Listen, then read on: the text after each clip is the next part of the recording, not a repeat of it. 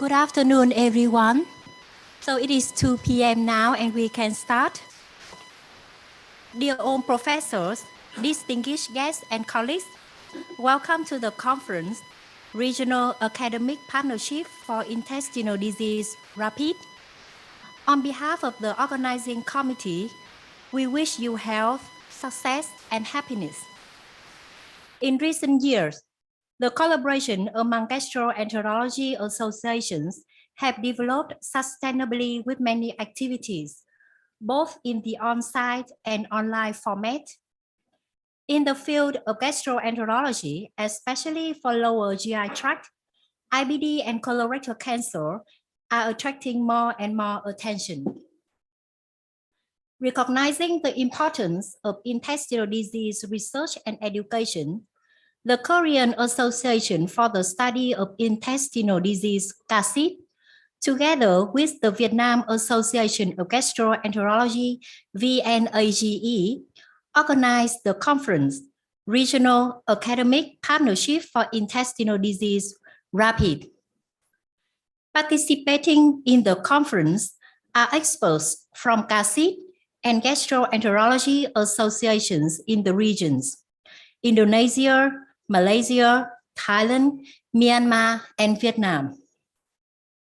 Participating in the conference today from VNAGE, we would like to introduce Professor Nguyễn Khánh Trạch, President of Vietnam's Association of Internal Medicine.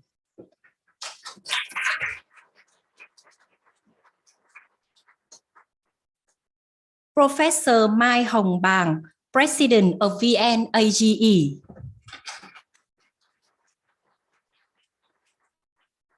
Professor Đào Văn Long, Vice President of VNAGE. Professor Trịnh Tuấn Dũng, President of Vietnam Association of Pathology. Professor Phạm Thị Thu Hồ, Honorary President of Hanoi Association of Gastroenterology. Professor Nguyễn Duy Thắng, President of Hanoi Association of Gastroenterology. From the international associations, we would like to introduce Professor Soonchunghyan, President of CASID. Professor Hyun Gun Kim, Director of International Academic Exchange Committee, CASID. Professor Eun Soo Kim, Director of IBD Research Group, CASID. Professor Dong Hoon Yang, Director of Intestinal Tumor Research Group. Professor Justin Lee Yong Ye, President of Malaysian Society of Gastroenterology and Hepatology, MSGH. Professor Thanh Thanh Ea, Vice President of Myanmar Gastroenterology and Liver Society. She is now attending us online. Professor Thaya Kiti Yakara, Director of Enterocolonic Club, the Gastroenterology Association of Thailand. Professor Rabinu Rangga Pribadi, representative of Indonesia of Gastroenterology. And 30 leading experts in intestinal disease from regional associations. And all participants who are joining in person and in the online webinar, representatives of pharmaceutical companies and colleagues from different biomedical expertise. Welcome to RAPID. The first part of the conference will be the session to introduce and build up RAPID. We would like to introduce Professor Soonchunghyan, President of CASID, to give an opening remark.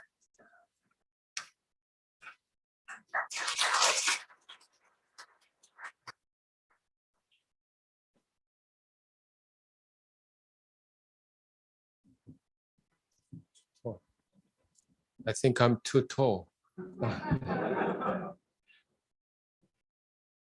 Okay. 이거부터.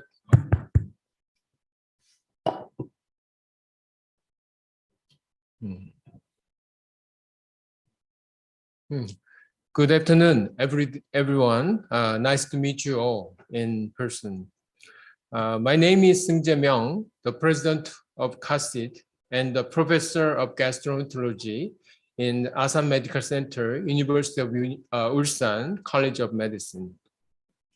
Today is a very meaningful day as we all gathered for the purpose of a new academic exchange partnership, which goes by the name of RAPID. I would like to express my sincere appreciation to the president of the Vietnam Association of Gastroenterology, Mai Hồng Bàng, and Professor Vu Van Hyun, the Secretary General, who have generously helped us make this meeting come together. And also, thanks to the president of the Indonesian Society of Gastroenterology, Professor Dadang Mukman, president of Malaysian Society of Gastroenterology and Hepatology, Professor Justin Lee Young Ye, vice president of the Myamar Gastroenterology and Liver Society, Professor Tan Tan Ye, and the director of the Enterocolony Club, Professor Taya Kitiya Kara, who have graced the RAPID meeting with their presence. I would also like to thank the professors from Vietnam, the president of the Vietnam Association of Internal Medicine, Professor Nguyen Can Chak, honorary president of VNAJ, Professor Tha Long, the president of the Vietnam Association of Pathology, Associate Professor Chik Duon Chong, and for joining the RAPID meeting. It has been 7 years that the CHIT and the Asian Pacific societies have been academically interacting. The first step goes all the way back to CHIT 2016. The CHIT has started academic exchange since we first held the international conference. The region-specific forum was established as an independent session for the Asian researchers, and the Lukis were invited to deliver lectures and discuss. It was a single session at the beginning, however, came a long way in the last 7 years into bigger academic programs such as Go I'm CHIT, RSF Network, I'm CHIT Regional, and Emoticon, the online case conference, and gathered us into the name of RAPID, the Regional Academic Partnership for Intestinal Diseases. RAPID is literally an academic partnership.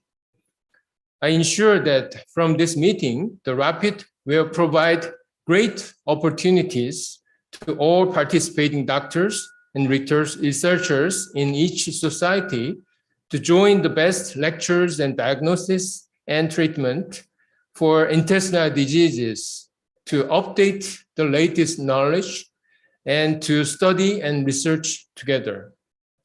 In other words, the RAPID will build and share the opportunity to educate and research together among the partnering societies.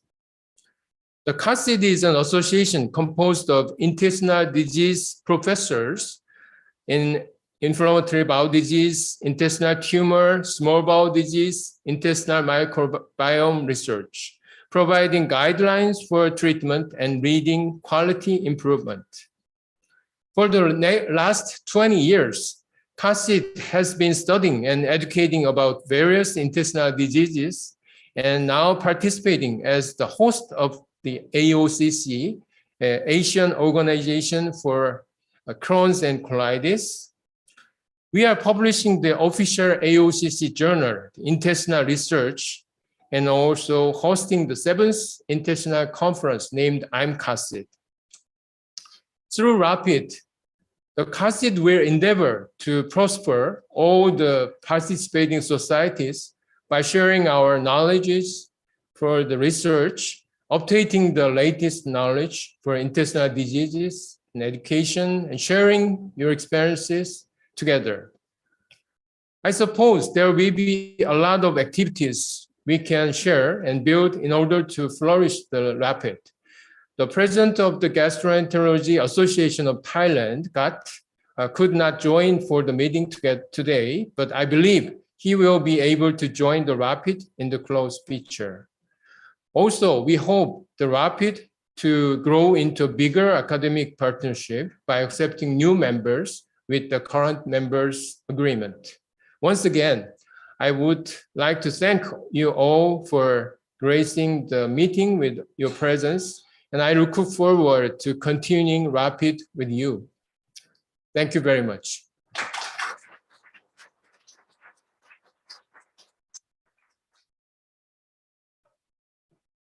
Thank you, Professor Soonchunghyan.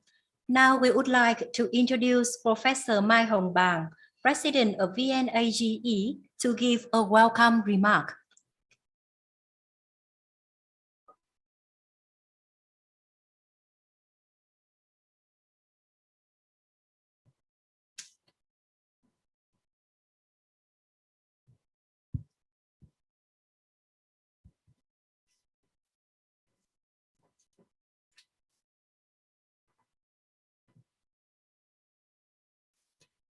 Dear Professor Seung Ji-moon, President of Korean Association for the Study of Intestinal Disease, CHASID,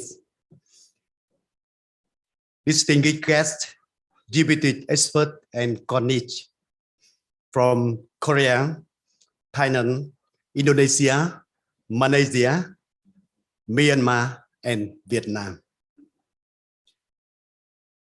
First of all, on behalf of Vietnam Association of Gastroenterology, VNAGE, and all the members of staff the Wonder with Military Central Hospital, I would like to express a warm welcome and best wishes to all distinguished guests, experts, and colleagues attending conference on regional academic partnerships for intestinal disease RAPID. As you know, known gastrointestinal tract disease such as colorectal polyp, colorectal cancer, and inflammatory bowel disease (IBD) are a very common disease in the world and are considered as an emerging health problem in Asia region. Gastrointestinal cancer, with the rate of new cases and mortality only in the top 5 among cancer, increasing the huge burden in the health system and treatment costs for the patients. Recently, inflammatory bowel disease (IBD) is considered a global disease, with number of new cases steadily rocketing annually. In Vietnam, gastric cancer and colorectal cancer have a 4th and 5th highest incidence among the cancer, respectively, most detected at the next stage. The incidence of IBD increasing, particularly in the people under 30, with a complicated clinical picture, many overlapping systems, and persistent complications. This problem requires countries to invest in research cooperation in order to improve the quality of diagnosis, effectiveness and treatment and prevention of this disease. Dear delegates and all the colleagues, in recent years, academic cooperation and exchange activity, short and long-term training courses for the doctor Southeast Asian and acting much attention and recognized by many doctors. The training program, the CASIT, and the program discussed difficult and complicated clinical cases among countries in the Asia-Pacific region and typical example.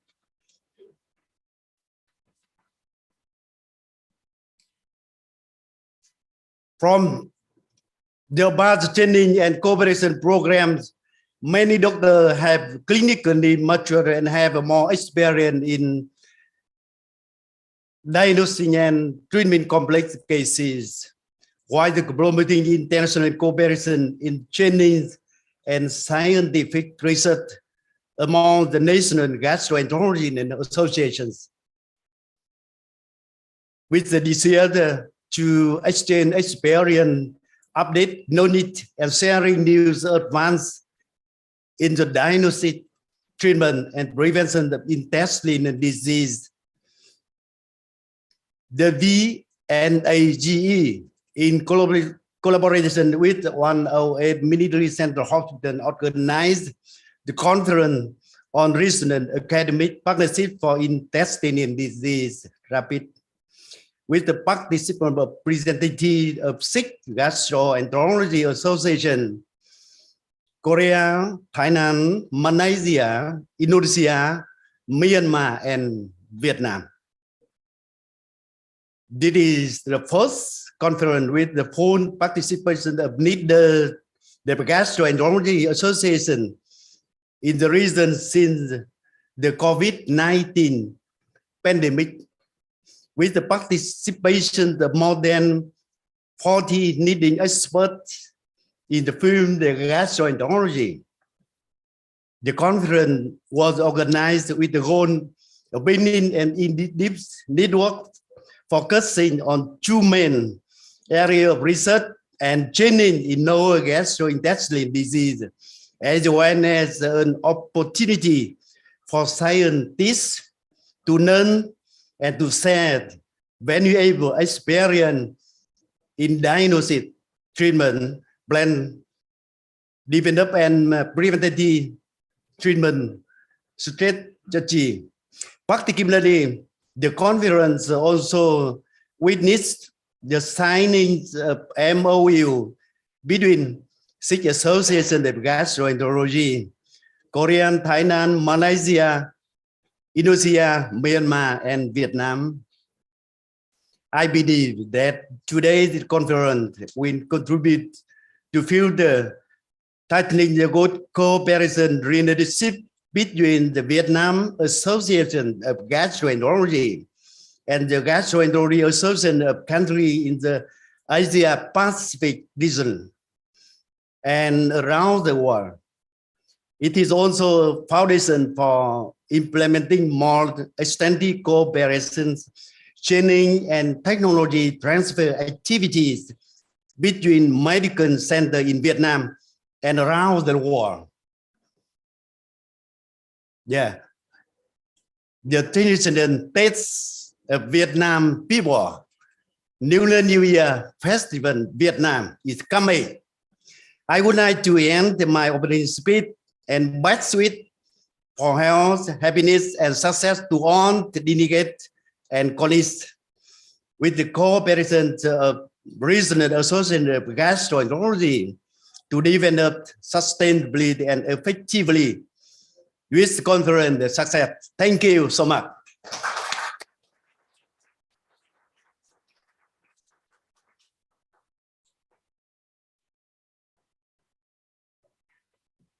Thank you, Professor Mai Hồng Bàng. Now we would like to introduce Professor Hyun Gun Kim, Director of IAEC CASIT, to give a lecture, Rapid, Past, Present, and Future. Please welcome.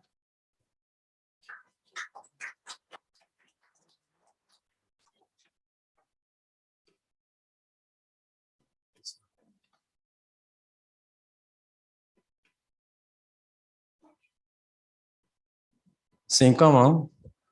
And xin chào.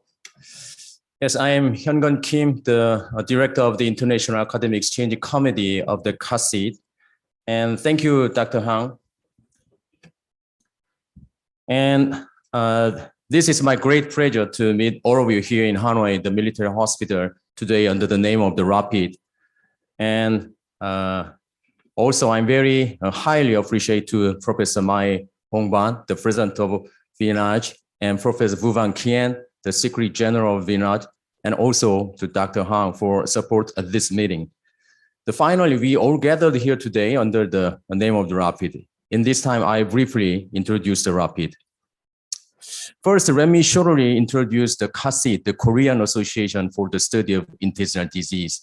The CHASID is an academic society of intestinal disease, began in 2002, and the last year was the 20th anniversary year of the CHASID.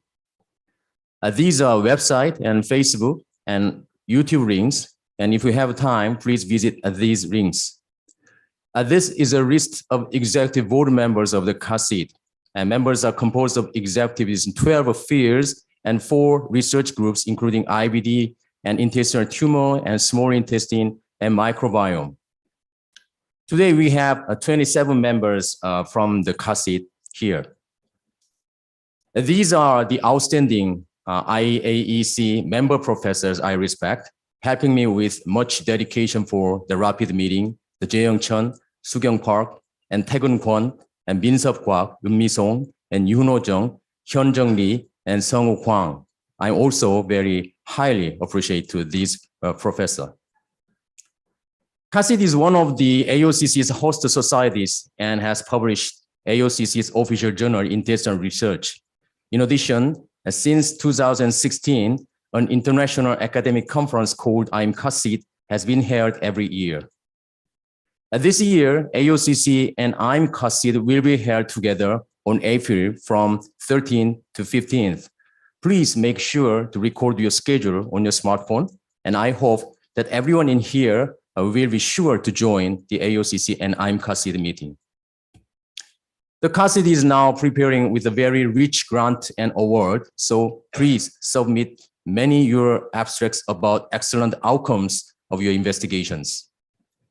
In particular, in this CHASID, the existing region-specific forum session has been changed to the RAPID forum like this, and as such, we are planning to host such talented 4 speakers from RAPID participating societies.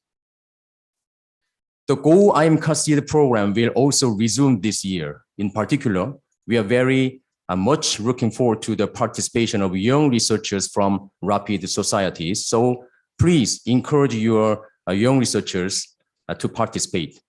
And you can have more information at the AOCC website. Now let me tell you from the beginning of the RAPID. The RAPID starts with the CHASID, which was first held in 2016. By the suggestion of Professor Eun Soo Kim, who was the first and second director of the IAEC, the CHASID invited speakers from 6 Asian countries to hold an independent session called the Region-Specific Forum to present topics on the clinical situation of intestinal disease in each country. In the second RSF sessions at CHASID in 2018, doctors from Thailand, Myamar, Malaysia, and Mongolia, and Indonesia conducted a session on a 3-topic account according to each presenter in a similar format to the first RSF session.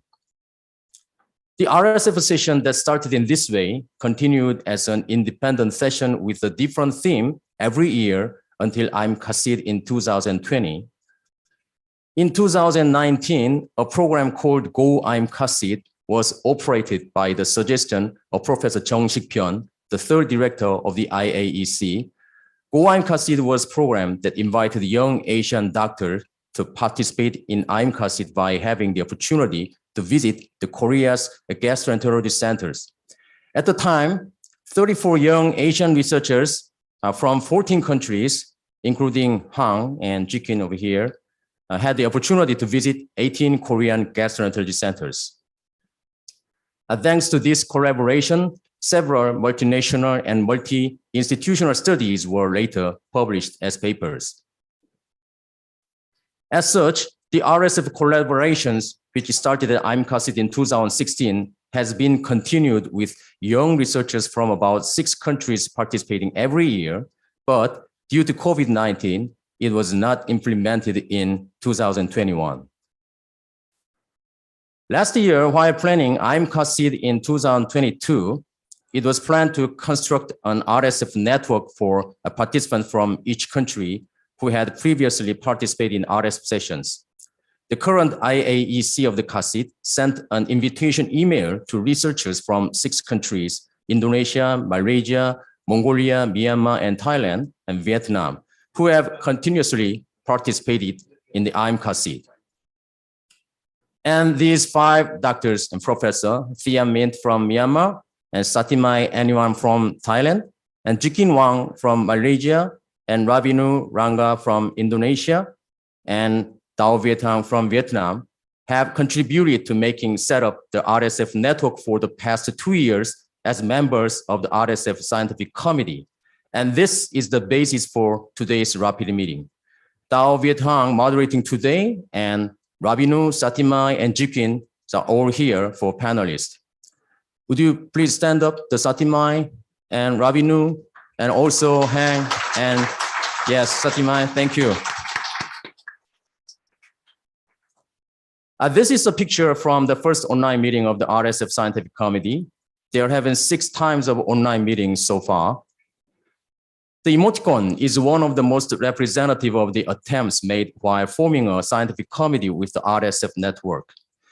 The emoticon is an international multi-society online case conference that presents and discusses cases related to intestinal disease.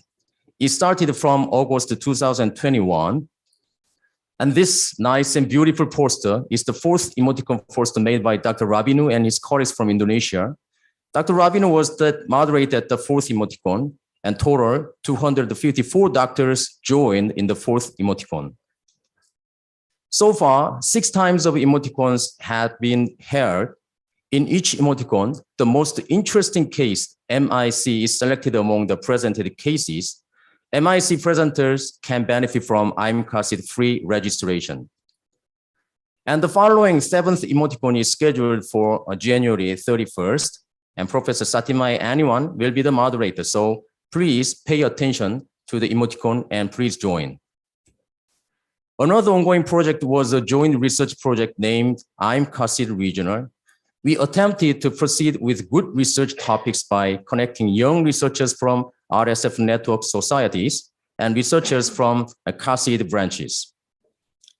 And now 1 study is currently in progress between the Daegu Gyeongbuk Society, the CASID branch, and the Vietnam researchers. This picture is from our recent meeting online picture. And also we had a successful RSF session with 4 lectures on 2 topics at the IMCASID last year. In addition, the emoticon case session, which consists of MIC cases selected from 4 times of emoticon, was conducted successfully. During the IMCASID last year, the 3rd RSF Scientific Committee meeting was held with the topic of making a solid partnership between CASID and RSF Scientific Committee. And each of the 4 members of our committee gave presentations like these, and all presentations were very constructive and development-oriented. In other words, at the 3rd meeting, all speakers and participants, including IAEC members, confirmed that we need a more systematic and efficient operation of educational sessions and active joint research for a more solid partnership. Finally, I briefly talk about how we will evolve the RAPID. In order to meet the needs for education and joint research, a more systematic system is needed, which is why RAPID, a partnership between academic societies, was proposed for this system. All invited societies except GAT, the Gastroenterology Association of Thailand, have responded to the RAPID partnership, and the MOU joining will be held after my talk today. Although Thailand's GAT could not participate in this time of MOU event, but I'm sure that GAT will join the RAPID near future. For the successful operation of RAPID, we plan to form 3 teams like this, and we have already received recommendations from 5 RAPID participating societies for passionate doctors who will work together in 3 teams. And this is a list of team members.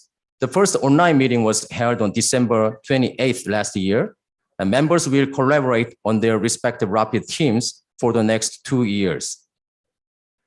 This is a planned RAPID operating program, the emoticon and RAPID forum and educational meeting, and also the multinational, multi-institutional research by research team. Of course, depending on the opinions of the team members, it is possible to improve the operation method in a developmental direction and make new suggestions in the future. Our beginnings may seem humble, but the RAPID will be prosperous. From the Bible, the sentence. RAPID will always be open in the future, and other societies can join additionally with the agreement of member societies. Now, we are continuous and solid academic partners. Let's go together. Thank you.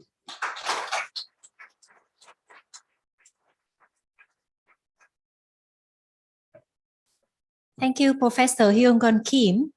And the very important part today is the RAPID MOU signing. We would like to invite Professor Seung Myung, Professor Mai Hồng Bàng, Professor Justin Lee Yong-ye, Professor Rabinu Ranga Pribadi to the stage for the RAPID MOU signing. And for the online, we have the participation of Myanmar Gastroenterology and Liver Society, Professor Tan Ye, Vice President.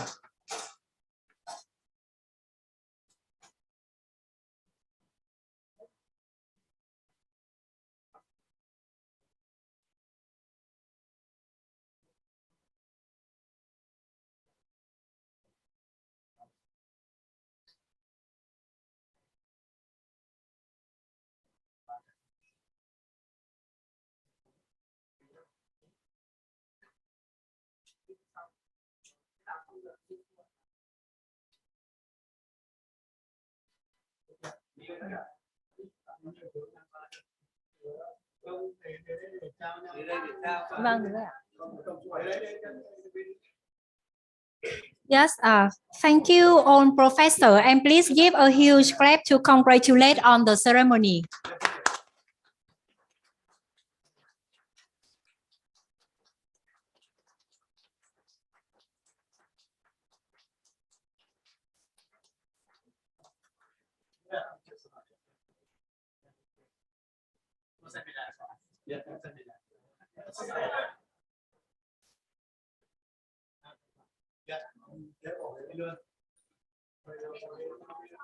And on behalf of VNAGE and 108 Hospital, Professor Mai Hồng Bàng has the presence for the international panelists and speakers from the regional associations today.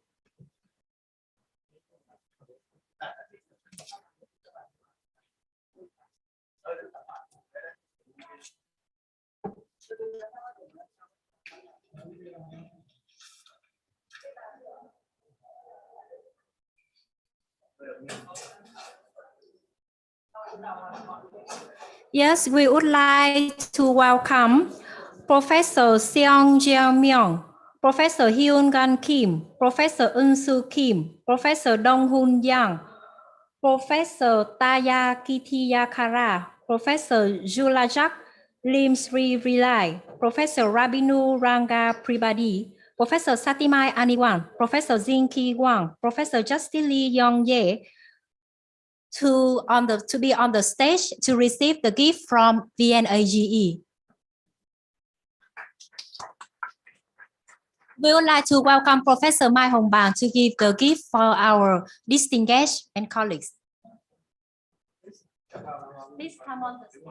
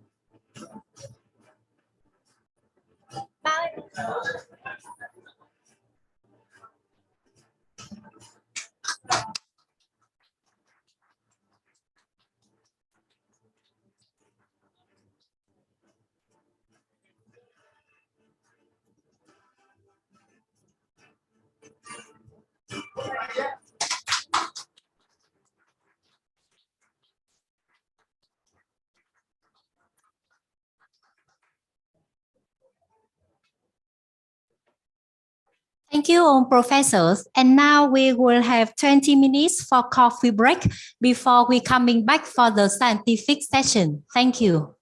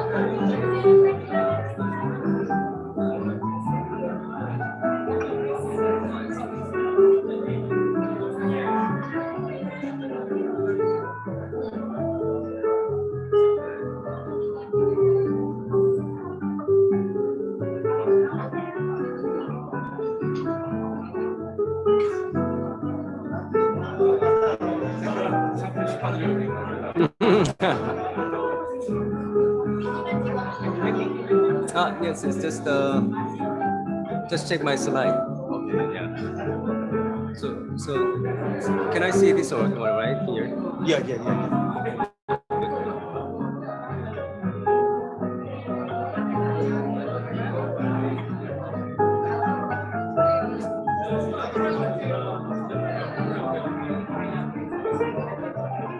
Good. Thank you.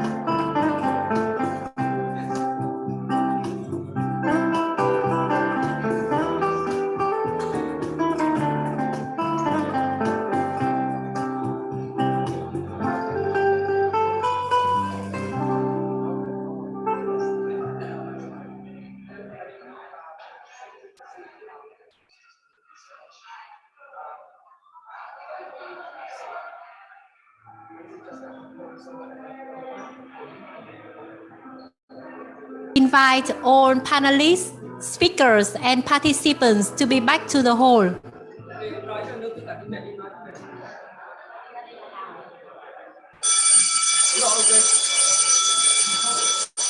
Mời các quý vị bên ngoài, các quý vị đại biểu, chúng ta sẽ vào ạ. Đó.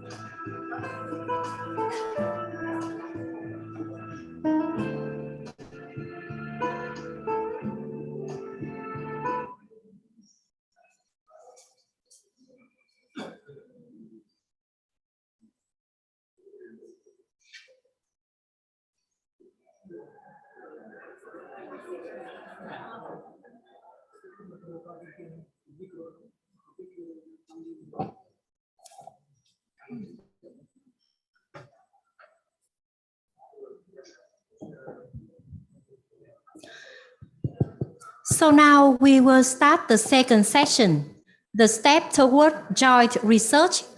And we would like to introduce the chairperson in this session will be Professor Seung Myung and Professor Thaya Kitiyakara.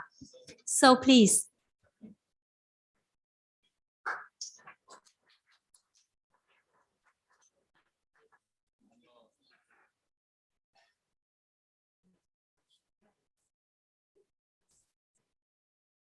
Okay. Okay, I will start next session, and our session and the CHASID, our mission of CHASID, our society, is the first one is a creative research. So for the performing a creative research, collaboration is very important, and international collaboration will be a very good chance for great research. So in our session, 4 speakers will present the collaboration research proposal from our rapid member society. And then I think this is the very good opportunity to discuss about the further creative research between our rapid member international collaboration research. So hopefully after this session, we can proceed. In the center will be the scientific committee of the rapid, then proceed what to start and what to do the collaborative research, hopefully. So the first presentation will be from Professor Eun Soo Kim. He is the professor in the Gyeongbok National University in Daegu in Korea, and he's now the leader of IBD research group in CHASID, and he will present the first lecture called "Key Points to New Research Direction in Inflammatory Bowel Disease." Professor Kim, please. Yes, thank you, Chairman. Yes, it is great honor for me to be here, and actually, this is my first visit to Vietnam, and I'm enjoying my stay very much in beautiful city in Hanoi. And thank you for having me here. And today my talk is about new research direction in IBD, which is I think it's very difficult subject. And first part will be this one, and then second part, I will talk about conducting IBD research in Asia and funding our niche. So I think this is more realistic and helping us to do IBD research in in Asia. So these are contents of my slides. So in order to conduct a great IBD research, we need to think unanswered questions or challenge in IBD field. And first question is that still we do not know the exact cause of IBD. And we know that genetic and environment are one of the most important risk factors of IBD pathogenesis. However, those factors cannot explain the whole development of IBD. Some patients have genetic mutation for IBD, while other patients do not. And also subjects with risk genes do not develop IBD at all in their lifetime. For environments, although industrialization and Western lifestyle may be related with IBD pathogenesis, not all people who are exposed to that environment have IBD. For treatments, a large proportion of patients are still suffering from disease activity despite intensive therapies.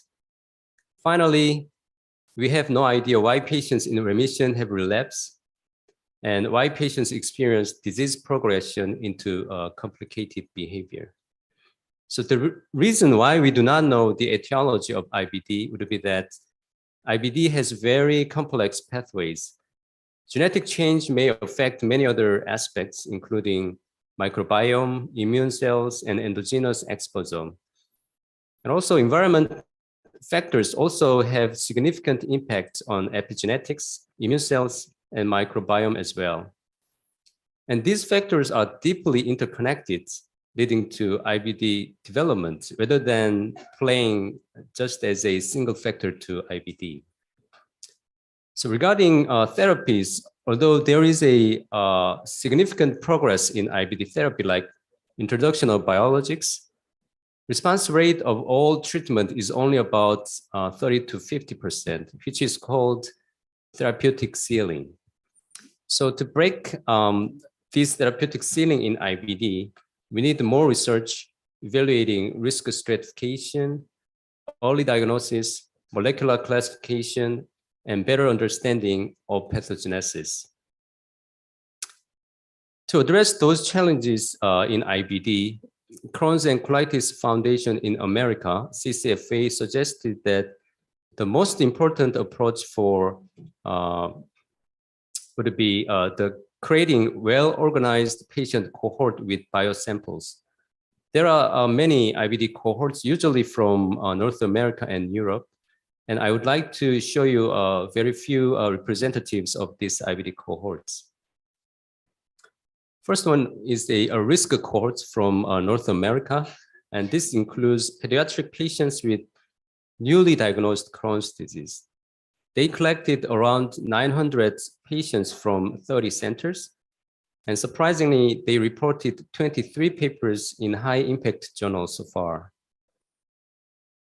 The best example of study from risk cohort is this one, published in journal Lancet. Here, using patient samples like blood, serum, ileal biopsy, and fecal samples, they could have data of genotypes, antimicrobial serologies, ileal gene expression, and fecal microbiota. Finally, they found predictive biomarkers such as CBIR1 and extracellular matrix gene signature, which are significantly associated with complicated behavior of Crohn's disease, such as stricturing and penetrating outcomes. Another cohort is from US military soldiers. In US Army, serum samples are regularly taken every 2-year basis, mainly because of HIV tests. During their military service in years, some soldiers may develop IBD, and then serum samples were analyzed comparing serum samples of no IBD group. And then they found several serum antimicrobial microbial serologies, like as you can see here, these ones, and as a biomarkers of preclinical diagnosis of IBD. So the clinical implication of this study is that we can find IBD patients even years after, before they have clinical symptoms of IBD. So maybe we can prevent or progress of the IBD disease in these risk patients. There are also several IBD cohorts in Korea. First one would be a Connect one, and Connect cohort is retrospective and prospective adult Crohn's disease patients reporting a novel predictive model for clinical course of Crohn's disease. Another one is Impact cohort, which is prospective adult IBD patients with biosample. This cohort found fecal microbial taxa showing prognostic features of Crohn's disease. Final one is Mosaic, which is prospective newly diagnosed ulcerative colitis patients. And this study just showed observational results of early course of new moderate to severe UC patients in Korea. However, establishing IBD cohort is not easy. First of all, we need a substantial amount of money. Second, there should be a leader taking charge of the cohort who are dedicated to this work. Also, we need patient enrollment. And finally, it requires a significant level of effort and time to maintain the cohort for a long period of time. Despite these challenges, IBD cohort is necessary for conducting outstanding IBD research with a new direction. Let's move on to the trend in IBD research in the present and the future. So this study showed the volume of IBD research during the last 30 years. And for that period, around over 26,000 papers were published, and the volume is drastically increasing. And there are over 2,000 journals publishing IBD research so far. Among them, this graph shows top 60 journals, and the journals which publish the biggest number of papers are Inflammatory Bowel Disease and Journal of Crohn's and Colitis. And please note that Intestinal Research, which is an official journal of AOCC and IBD Society of many Asian countries, is placed exactly the middle of these 6 journals. It's placed in 30th rank here. So intestinal research is just about to be SCI journal soon. So please submit many good papers to intestinal research. And then the main problem of the current IBD research is the lack of integration of data between components like cell, molecule, and genes. And these authors reviewed all IBD research abstracts and analyzed the keywords like this. The size of the node depends on the number of the words mentioned in the abstract. So the more mentions in the abstract, the bigger size of the node. So for instance, in this graph, in these figures, IL-6 was mentioned 6 times, and IgA is just mentioned 1 time. So the size of the IL-6 is bigger than other keywords. And also the lines and edges between these 2 keywords indicate the relationship between the keywords. As you can see in these figures, the lines and relationships are very robust or much well observed between words in each component, cell, molecule, and gene. However, the relationship is very weak and not well observed between components in the last figure is combined all components. So this one, this area is a molecule, this area is cells, and this area is genes. Between these components, the relationship is very, very weak. So the current trend of IBD research is like this. We were conducting IBD research focusing on every component like exposome, genome, microbiome, and immunome.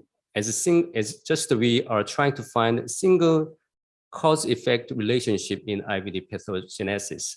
Therefore, we do not know the interconnection between these components, which is the most important part of the IBD pathogenesis. And this might be the reason why we still cannot solve questions and challenges in IBD pathogenesis, although we have increasing knowledge of individual and independent components. So we need to understand IBD is complex disease induced by interacting environmental, genomic, microbial, and immunological factors. And this concept is defined as IBD interactome.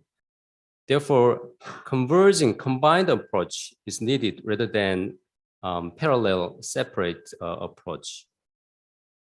So in this context, next trend of IBD research should be using multi-omics data with patients and biosamples. We can have a genome, transcriptome, epigenome, and microbiome data using high throughput omics technologies. And these data can be integrated with computational procedures. And IBD interactome might be visualized using bioinformatics tools. And characterizing IBD interactome enables the identification of the central regulators, which is represented here as the orange color hub here. And then biological significance and pathogenic relevance of this regulator can be tested and validated in vitro or in vivo IBD models. And this kind of study may lead to the discovery or development of a new IBD drug. So from now on, I would like to talk about how to conduct IBD research in Asia, which is more realistic topic. And this topic is based on what we are doing in Korea. So as you know, IBD is normally regarded as Western disease. Although the incidence is rapidly increasing in Asia, we are still considered as minor population. Therefore, it is very difficult to conduct and publish IBD research in journals. However, there are niche points for Asian IBD research. First of all, Asian IBD patients have unique characteristics compared with Western patients. Good example is small bowel location in Crohn's disease. Small bowel location is more common in Asian Crohn's disease. In these tables, you can see the L2, colonic location of Crohn's disease is only less than 10% in Asian patients, while colonic location is up to 50% in North America or Europe population. And another example is perianal disease, which is more prevalent in Asian Crohn's disease. The proportion of patients with perianal disease in South Asia is about 50%, while there was only 13% in Western patients. And in the right side, in this Korean population-based study, perianal disease was observed in more than 40%. And I found this interesting study evaluating phenotype and treatment pattern in emerging IBD nations, including South Asia, Southeast Asia. Here, perianal disease is not prevalent as other Asian countries. It's about 10% here, perianal disease. I think it's a very interesting point to evaluate, and we need more data on that. In addition, disease course of Asian ulcerative colitis is more benign than that of Western patients. For instance, Daegu Gyeongbuk province, we conducted multi-center study comparing colectomy rate between our patients and United States patients. And we found that colectomy rate of acute severe UC is much lower in Korean patients compared with United States patients. So this kind of studies showing different or unique characteristics of Asian patient, which is different from Western counterparts, are very attractive for major journals. And also that kind of finding might provide a clue or hint for IBD pathogenesis. Next, endoscopic related study might be another good topic for IBD research in Asia. because the cost of endoscopy is much lower in Asia compared to the Western part. So for example, the research on endoscopic findings between Crohn's disease, intestinal tuberculosis, or Behçet disease was published in several IBD journals. And also, bioprep study in IBD patients were published in some SGI journals. And this study also cited as a reference for guideline of bowel preparation for colonoscopy. So bioprep study has the merit because it is relatively easy to perform.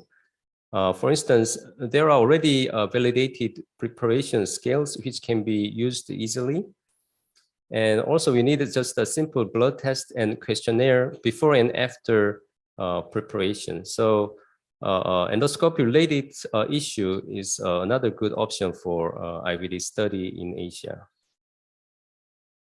Finally, each country has very different socio-economic environment, which is also a novel topic for IBD research.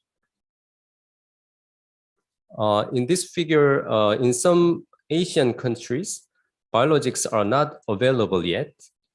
And in the study of IBD emerging consortium group, it shows biologics availability was dependent on the nation's economic situation. Therefore, disease course of IBD with limited use of biologics also very good topic for IBD research, which cannot be conducted in Western countries. And the opportunistic infections like tuberculosis and HBV is more prevalent in Asia. So studies evaluating this topic also good subjects of IBD research in Asia province. And this is my personal opinion, and these are key points, I think, to conducting IBD research in Asia. First, do multi-center study, because single center, the number of patients in single center study is not enough for a good IBD research. Second, organize cohort registry and start retrospective first, because this is easy to perform, and then move to prospective study. Third, publish data unique on your own country. And finally, comparative study is also another novel project for Asian doctors to conduct. And for instance, Vietnam and Daegu Gyeongbuk are conducting study comparing early clinical course of IBD between these two countries. And this is a retrospective multinational study. And here is the picture of investigators involved in this project. And Dr. Luan is doing great job here. And we hope this study is a good start for IBD research in Vietnam and also in Asia as well. So in summary, IBD research volume is increasing, and future study should be using multi-omics data.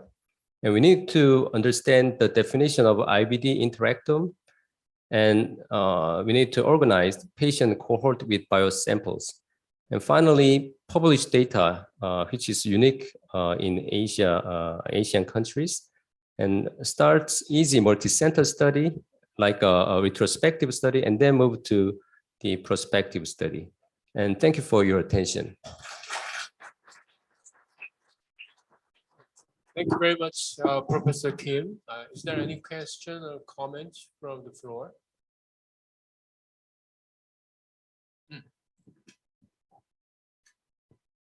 Yep, very, very interesting talk. There's always a lot of opportunities for cooperation, collaboration with different sites, especially as you mentioned, certain countries, they may be emerging, have small numbers of samples. Well, others more developed countries, there are more samples like Korea, Japan.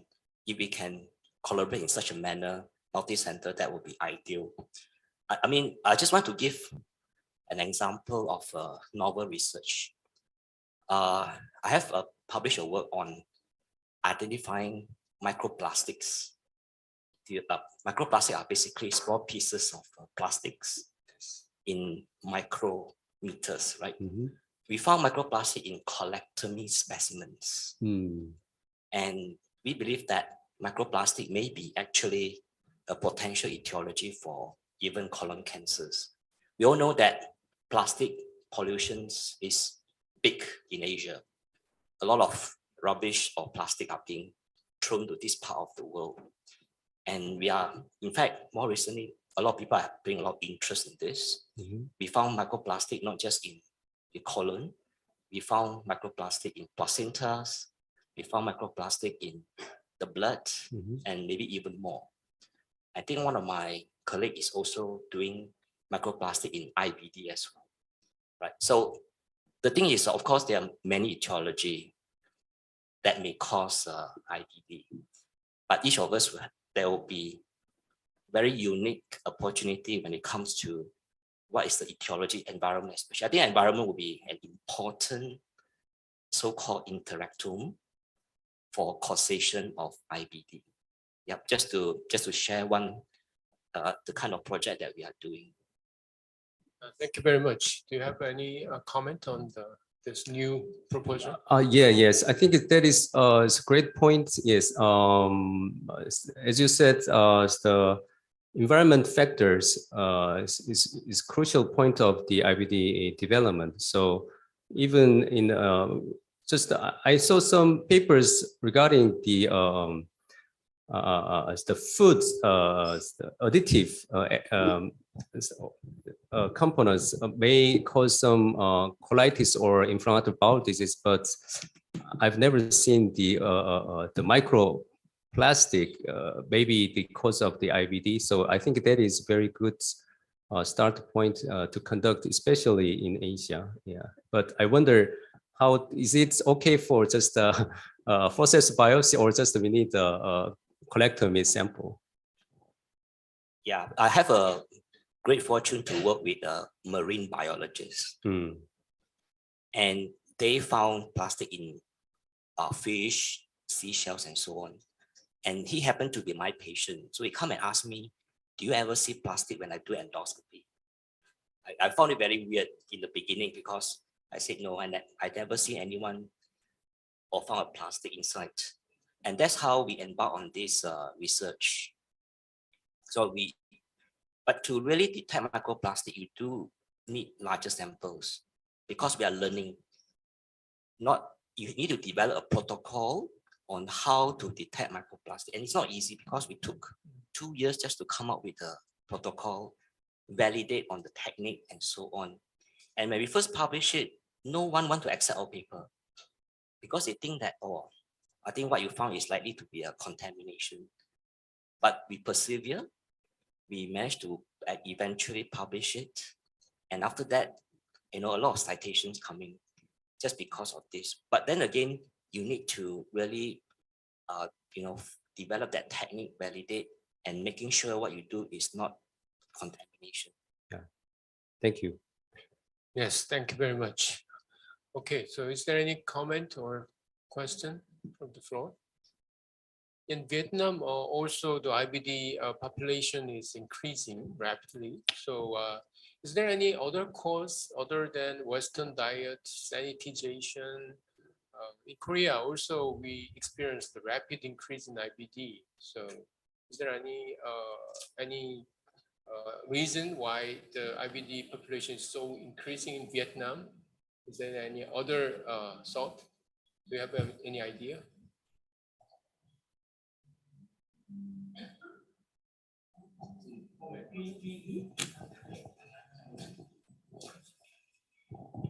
Thank you, and I just got some comments. I think the first thing is that, as you said, because the change of the diet and lifestyle, it is one trigger point. But the second point here is that I think the awareness of the doctors in the center is increasing, especially we have more and more GI specialists for IBD, and we also start the educational activities in our associations. So more and more doctors aware about IBD. So that is how the number of IBD cases we can detect more. And I would like to share also that In fact, we do not have the national data on IBD until now, but from 3 months ago, I think so, 3 months ago, we started a multi-center study to report the IBD prevalence in the big centers in Vietnam, in 6 hospitals in the north, the center, and the south of Vietnam. And we also evaluate about the diet factors, lifestyle factors, history, as well as to follow up the patients for at least 1 year. So I think maybe we could finish somehow in 2024, and we are also welcome all the centers in Vietnam who have IBD cases to join in the multi-center study, so that we will have the first study with the prevalence and the related factors. Thank you. Thank you very much. So one more question perhaps related to this is there's been suggestions that refrigeration may affect the food and the bacteria. It would be nice if there's some sort of economic data in terms of the percentage of refrigeration for populations and how that changes and whether the incidence of IBD changes. That's a good point, actually. The economic situation is changing rapidly in Asian countries, so it will be a good topic. How about the breastfeeding? Some of the Korean pediatricians told us. Right. Now you get to talk. Thank you very much for a very nice presentation. I'm a doctor from National Children's Hospital, and I also control now. We also have about 70 patients with Crohn's and IBD disease, and some of them is quite mild, but the other one is very severe. My question is why children have more IBD now? Maybe because we concentrate on diagnosis earlier than usual.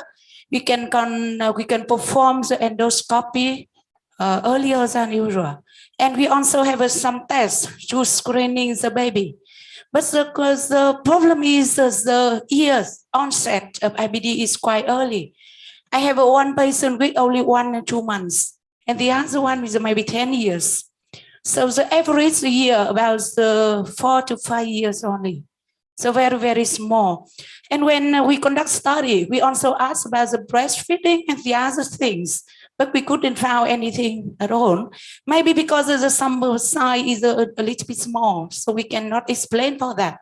But the baby, when they are very, very small, they only breastfeeding, but they still have the IBD. So the question is why? We cannot explain now. Maybe we have some data from the microbiota or gene or something like that. Maybe we can explain for that. Thank you. We already have many topics in IBD research. Okay, thank you very much. And maybe this is a starting point. Then maybe we can discuss about the IBD research in rapid later. Thank you very much, Professor Kim. Okay, the next topic will be colon tumor. Actually, the lecturer will be Professor Dong-Hoon Yang. He is a professor working in Asan Medical Center. He is a very excellent endoscopist and colon cancer researcher. And he is now the leader of intestinal tumor research in CASID. And he will present us about the global and current research trends for colorectal neoplasm. Professor Yang, please. Thank you for kind invitation, Mr. Chairman. It is my great honor to be one of the members in this historical academic meeting. Actually, I was asked to prepare a little bit challenging topic titled Global and Current Research Trends for Colorectal Neoplasia. It was difficult for me to find the way how to prepare this broad spectrum of topic, so I decided to search the literatures using PubMed. Using the following search query, I first screened papers about colorectal neoplasia published or e-published in English last year, and I found more than 9,000 papers. So I selected the following high-impact journals from the search results. And this process narrowed down the number of papers to 238. After excluding 4 papers that were not related to colorectal neoplasia or were not original research papers, finally I selected 204 original papers regarding colorectal neoplasia. However, I cannot touch all of these papers, so I just selected some important themes, and I would like to start with colorectal cancer screening. About 30 papers were related to colorectal cancer screening were published last year. And the first thing I would like to share you is this paper, somewhat debatable paper.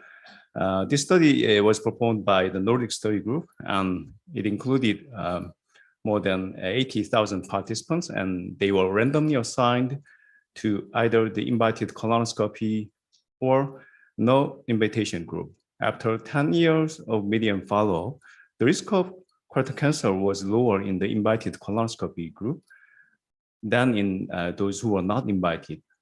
But the colorectal cancer-related mortality was not different between two groups. But the participation rate of the invited colonoscopy group was lower in this study.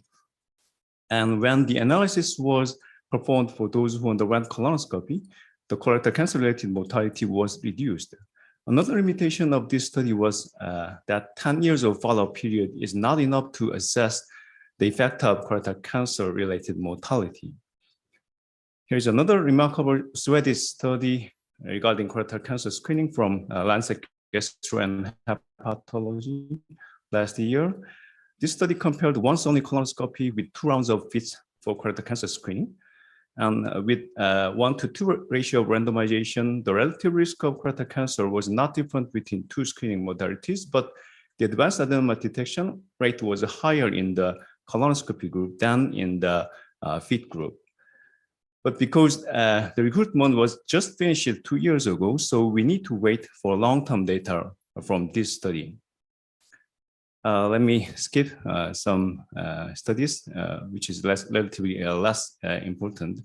And I would like to move to the quality of colorectal cancer screening.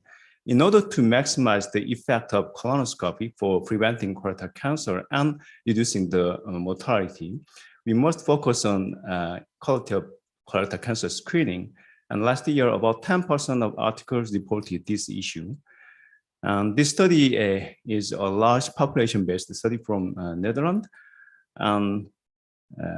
It revealed proximal serrated polyp detection rates were gradually increased, and high proximal serrated polyp detection rate is protective for post-colonoscopy colorectal cancer. As you can see, higher proximal serrated polyp detector group reduced the risk of interval colorectal cancer.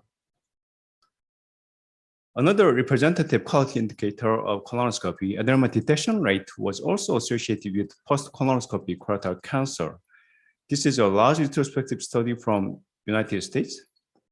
And here you can see the group of ADL higher than 30% resulted in low cumulative risk of post-colonoscopy colorectal cancer than the group of ADL less than 30%. According to this study, per 1% increase in ADR reduced per 3% risk reduction of post-colonoscopy colorectal cancer.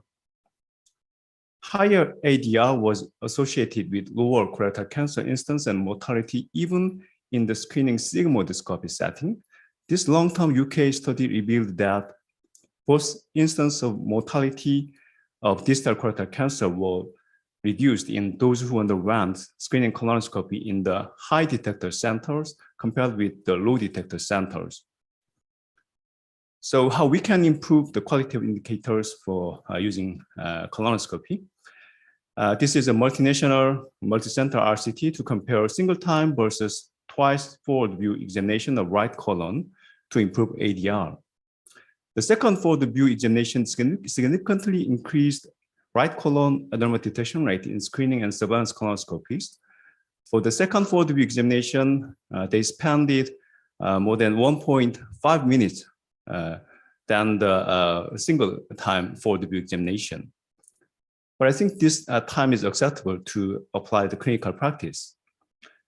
In addition to procedural technique, recently we have various devices to enhance adenoma detection. This device named WinCap is actually designed by Professor Byun, and it has 8 arms to expand the colonic mucosa, and the tip of the cap is similar to conventional transparent cap. These structures are useful to expose colonic mucosa effectively.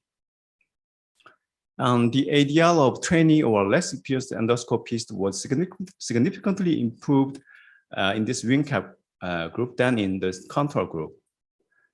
And actually, now we have similar devices from which was already commercialized, called Endoscope Vision. And recent RCT showed that this device can improve ADL of low detectors, especially for the polyps size in 6 to 9 millimeter or polyps larger than 10 millimeter. In the screening setting, this device increased ADR by 7% compared with standard colonoscopy. And even in the field of artificial intelligence, improving the quality of colonoscopy is one of the major research subjects nowadays. The GI Genius from Medtronic, which was approved both FDA and EU, was evaluated. Was evaluated in this back-to-back colonoscopy RCTs. This study showed that adenoma missing rate was significantly lower in the AI first arms compared with the control arm. This is another RCT from United States, and it also applied computer-aided detection software, and it showed that the total number of per screening colonoscopy was improved when the AI was applied. And here are another interesting study from Thailand. They combined the AI and endoscope vision to improve ADR, and finally they proved that the combination of AI and endoscope vision was superior to control group, especially not only for the total ADR, but also for advanced adenoma detection rate. But can AI improve the quality of colonoscopy in our daily practice, really? Here is an interesting study from real-world data. The commercialized AI system, GI Genius, was introduced in one endoscopy center, and they analyzed the difference of ADR and PDR before and after AI system application. Interestingly, both ADR and PDR was decreased paradoxically after introducing AI system in the real clinical practice. This is probably resulted from shorter withdrawal time in the AI-aided colonoscopy than in the standard colonoscopy. This study suggested that the endoscopist's behaviors can be influenced by the AI, especially when the endoscopists are too much dependent on the computer-aided system. So we need additional studies regarding this issue. In addition to computer-aided detection, computer-aided diagnosis, another important theme of the artificial intelligence. This study shows that computer-aided diagnosis using GI Genius module satisfied the negative predicted value of leave-in cytostrategy for managing diminutive rectal sigmoid polyps.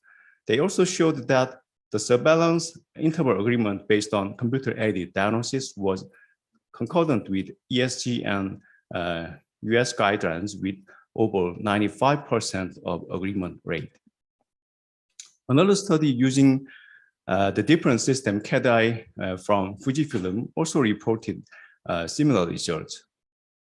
So with advancing computer-aided diagnosis, leave-in site or resectant discard strategy for small polyps in rectal sigmoid colon may be widely accepted in the near future.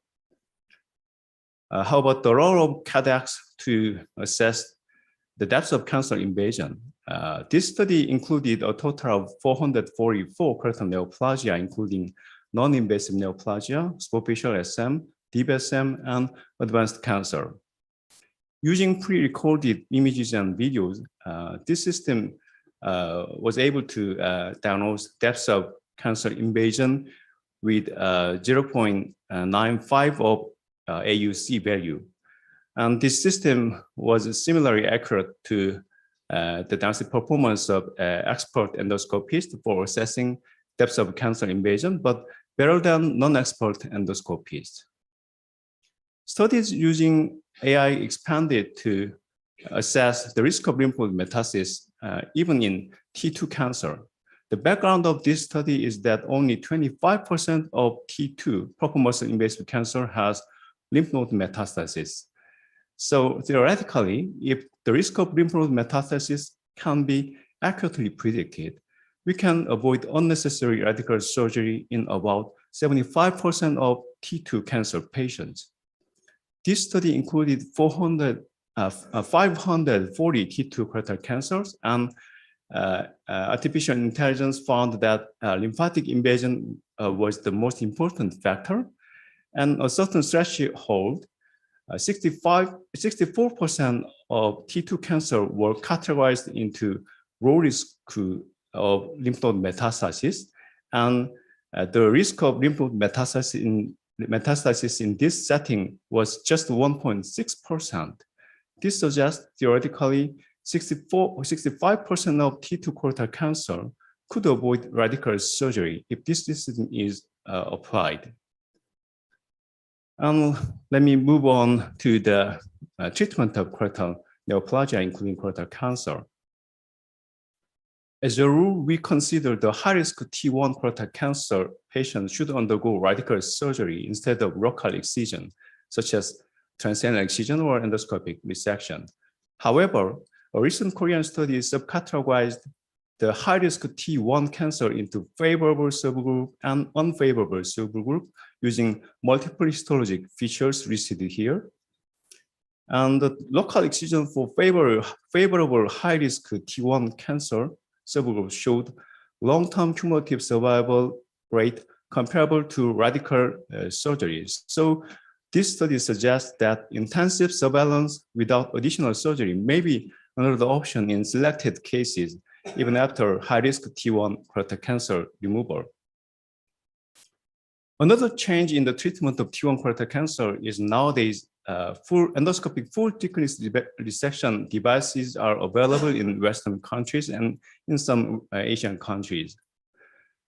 This Dutch study showed that endoscopic full thickness resection achieved 87% of arterial resection and 86% of curative resection, even after including salvage procedures for incompletely resected T1 colorectal cancer cases. This study compared the full thickness resection with complete radical surgery for incompletely resected T1 colorectal cancer without other unfavorable risk factors. And it showed the metastasis-free survival and overall survival did not differ significantly between both strategies. So similarly to the previous Korean study, this study also suggested that local excision can be expanded for the treatment of some selected deep SM invasive colorectal cancer.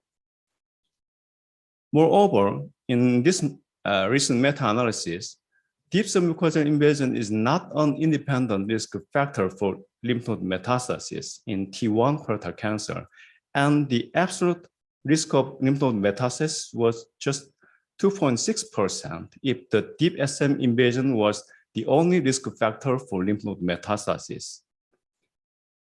So what would be the next? Now, some researchers are interested in endoscopic discrimination between deep SM and proper muscle invasion. These 5 endoscopic findings can predict proper muscle invasion with AUC of 0.9 in developmental setting, although external validation showed relatively low value of AUC at 0.76. But this study and the previously mentioned study suggest that the indication of local excision, such as endoscopic full thickness resection or transanal excision, may be expanded to some selected T1 or some selected T2 colorectal cancer in near future.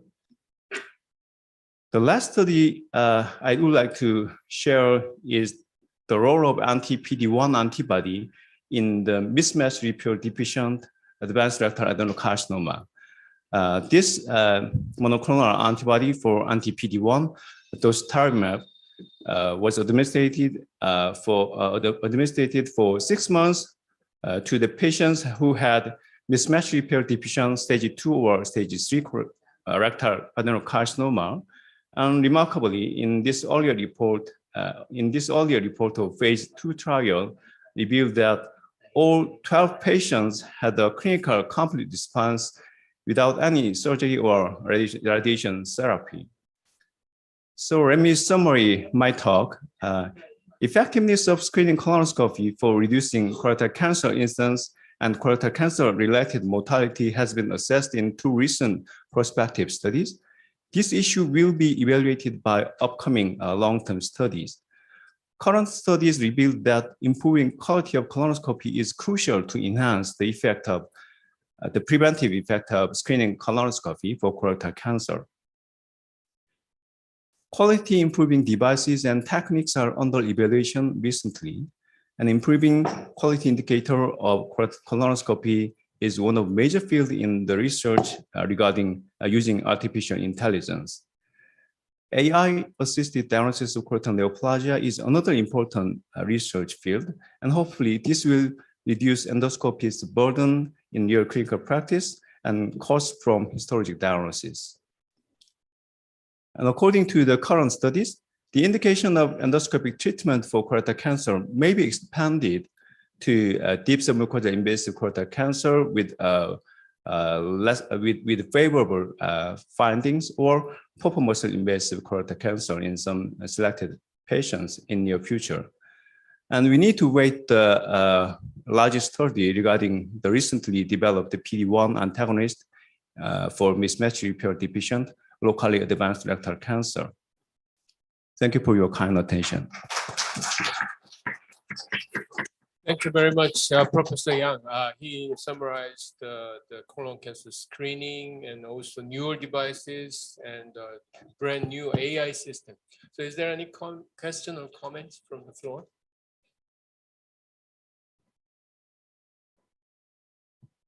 Okay, so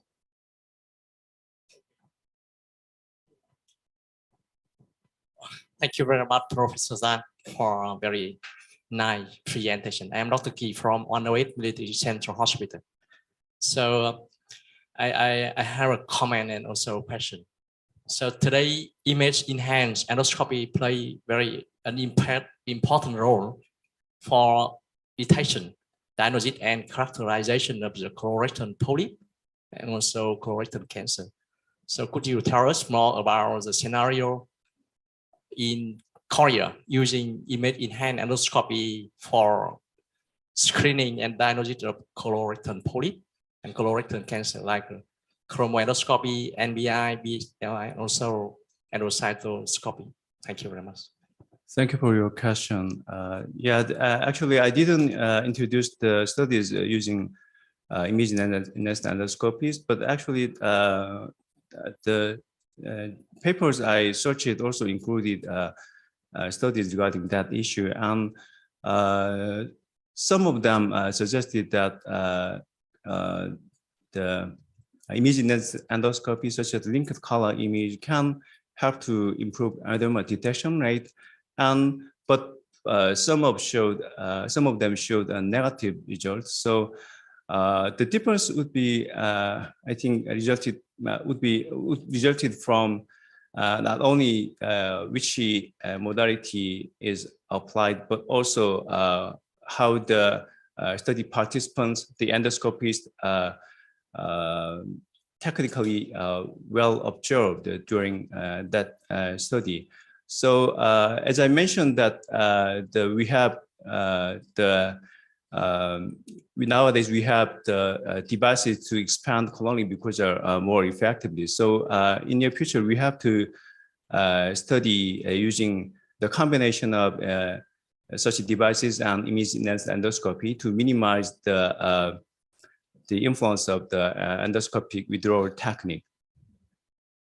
Okay, thank you very much. Also, the colon cancer field is also open to our rapid country members, and there are many kinds of research topics, and what we are using is like a chromoscopy kind of the OB system kind of things, and many newer devices and also the newer technique are introduced. So many of them can be applied to our patients, and many of the researches can be done in the future. Thank you very much, Professor Yang. Thank you. All right. Actually, the president of CASI, Professor Myung, asked me to make some comment, but the one thing, he's the Professor Jeong-sik-pyun, and he is the Secretary General of Korean Society of GI Endoscopy. So I asked him to comment on this topic. Okay.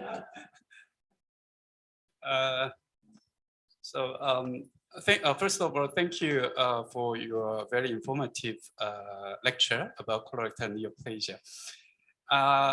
I think because this is a joint meeting between Asian countries, I think we need to think of some cooperative studies. And I would say it is very a good period for us to make some cooperative studies compared to the past, because we experienced the COVID-19 period, and we have experienced many online discussions, which was not common in the past. And we know the online discussion is quite very, very effective and very easy for doctors from other countries can to make discussion together. I think the online discussion is much more effective in Asian countries because we don't have much large time difference. So it's very easy.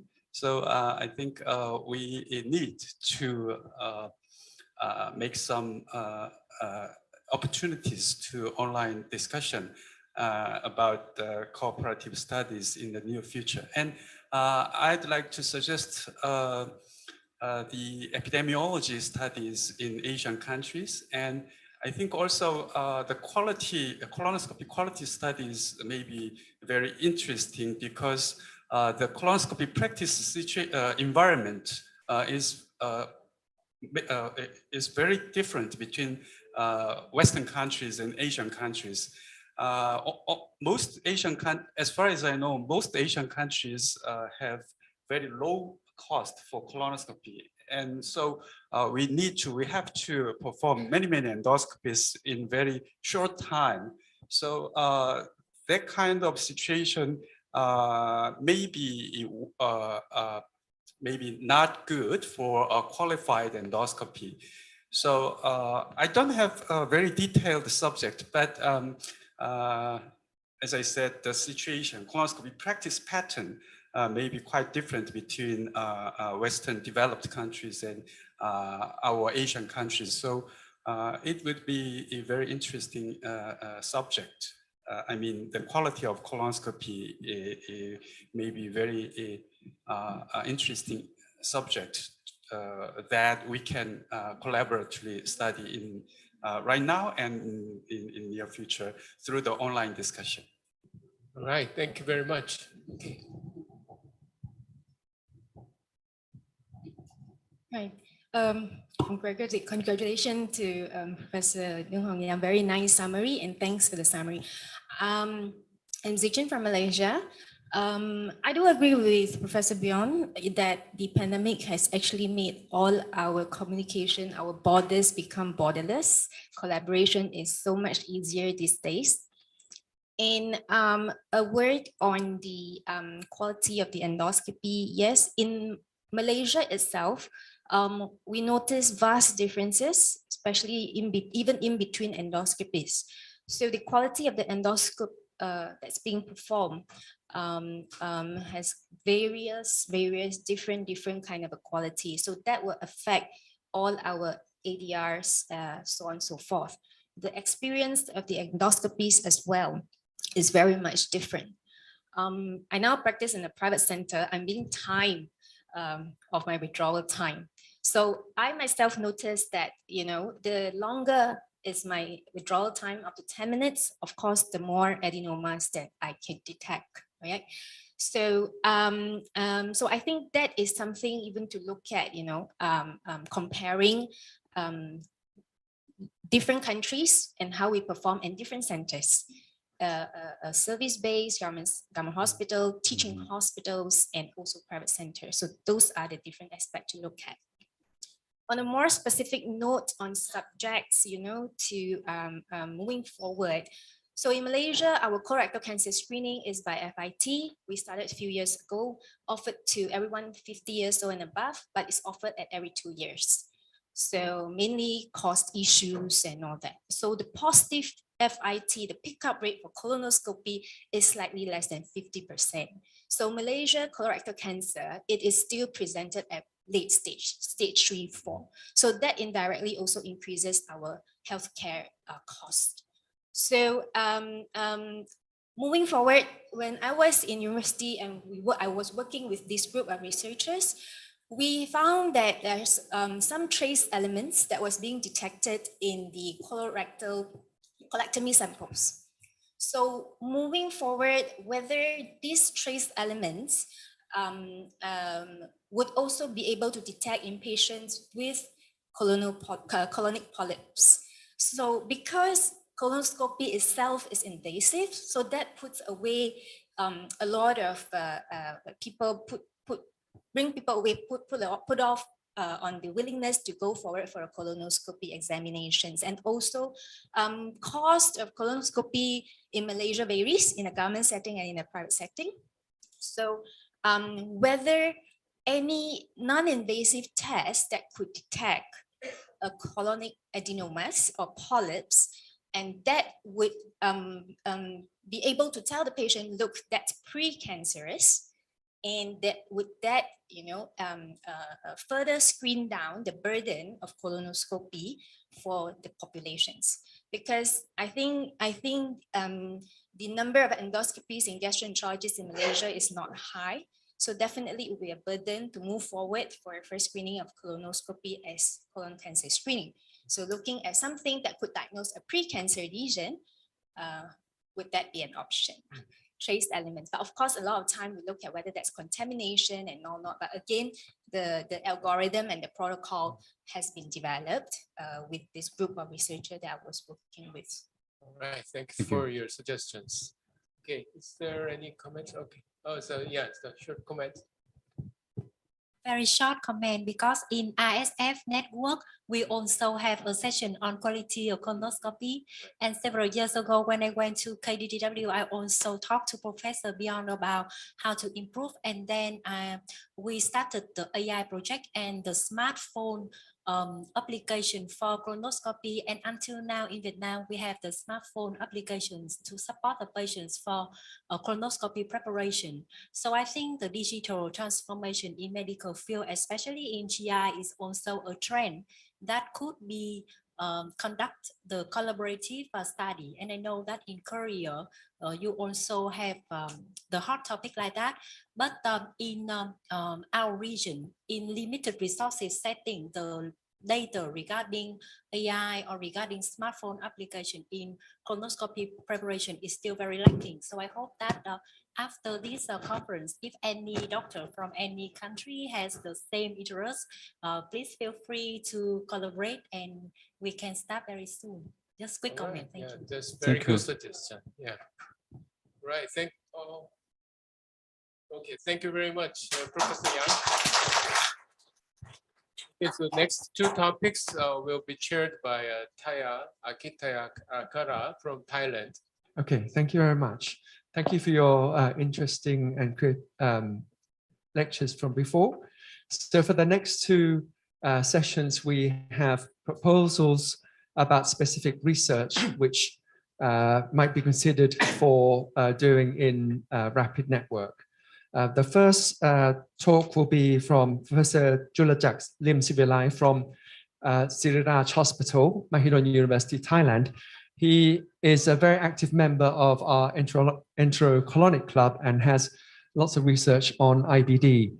His topic will be, as you can see, about models differentiating Crohn's disease and intestinal TB. Thank you very much. Thank you very much for your kind introduction, and thanks Kasit for inviting me for this terrific meeting and invite me to propose this research proposal. So this title is the validation of the model differentiating Crohn's disease from intestinal tuberculosis. As we know, differentiating Crohn's disease from intestinal tuberculosis is difficult, but it is very important issue in our region where there are two conditions unequally. So many models differentiating Crohn's disease from tuberculosis have been created. Lastly, they can be grouped into three groups. The first, the models integrating clinical, endoscopy, and pathology. The second is the model adding imaging study. And the last is the model adding laboratory tests. Because the time is limited today, so I cannot go into all the model information, but you can download this article that I reviewed 2 years ago. And thank you very much for Intestinal Research for inviting me to write this review article and publish it. So the summary of this article is most models perform very well in differentiating Crohn's disease from intestinal tuberculosis in their original study. And each model includes different variables, but some variables are present in many models. So there should be some variables that are significant across all populations. So that brings me to this research study. I did meta-analysis to define significant simple variables in differentiating intestinal tuberculosis from Crohn's disease. And I built a differentiating model, including all those significant variables using their positive and negative likelihood ratios. This study includes 38 studies from inception to September 2015, comprising more than 2,000 Crohn's disease and nearly 1,600 intestinal tuberculosis. 55 variables that were present in at least 3 studies were selected for meta-analysis, as you see in the 2 boxes. And here are the results of that study. The results are shown in this diagram. And as you see, the circle with red color represent the significant variables favoring intestinal tuberculosis, while the circle in blue color represent the variables significantly favor Crohn's.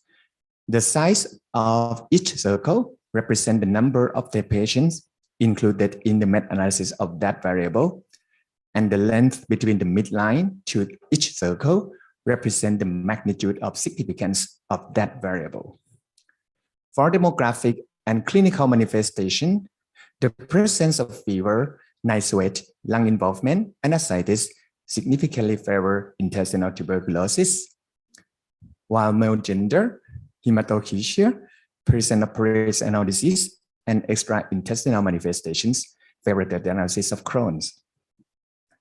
For endoscopic findings, transverse ulcers, patulous IC valve, and in the involvement of cecum or IC valve involvement, significantly favor intestinal tuberculosis, while longitudinal ulcer, aphthat ulcers, cobblestone appearance, stricture, mucosal bridge, and involvement of rectum or sigmoid colon significantly favor Crohn's disease.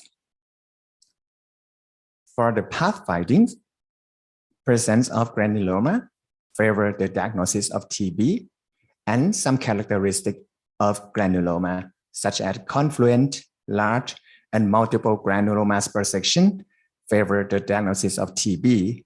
Lymphocyte cupping, ulcer-like by histiocytes, also significantly favor TB. And only focally enhanced colitis favor the diagnosis of Crohn's.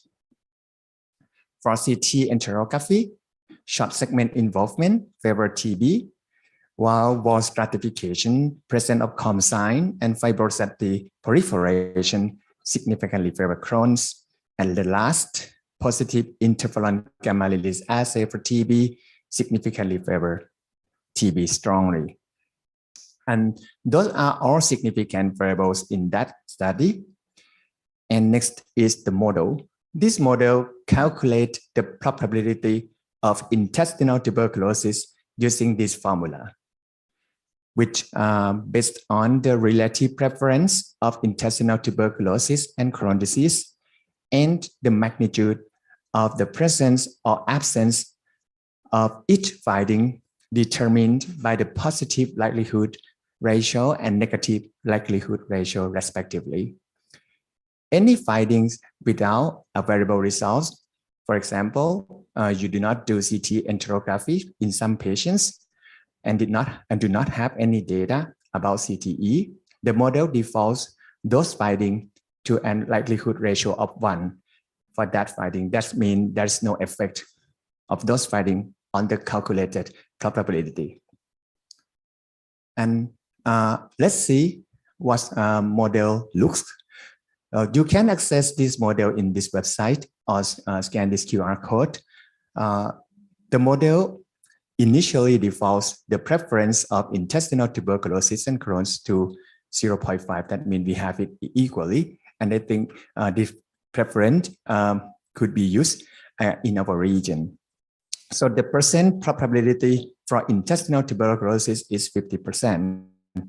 And I'm trying to put some data in this model. For example, I changed perennial disease from not assessed to present perennial disease. And you can observe that the percent probability for intestinal tuberculosis decreased from 50 to 12%. And when I input more variable, such as changed pulmonary involvement to be absent, the percent probability will decrease to 8. So when you input all variables that you have, you will obtain the final probability of intestinal tuberculosis based on this model. And then I validate this model using multi-center study data from 2 countries, Thailand and Hong Kong, which include 590 patients. However, this is a retrospective study, so only clinical data, endoscopic data, and pathological data were available. Many patients did not have CT enterography and interferon gamma release assay that preclude us from validate that finding. So let's see the results. So here is the area, the ROC curves of the model include only clinical in blue color, only endoscopy finding in green color, the combination of clinical and endoscopy in yellow color, and clinical endoscopy and pathology in black color. So you can see that the model including only clinical and endoscopy findings perform fairly. The area under ROC curve is only 0.75.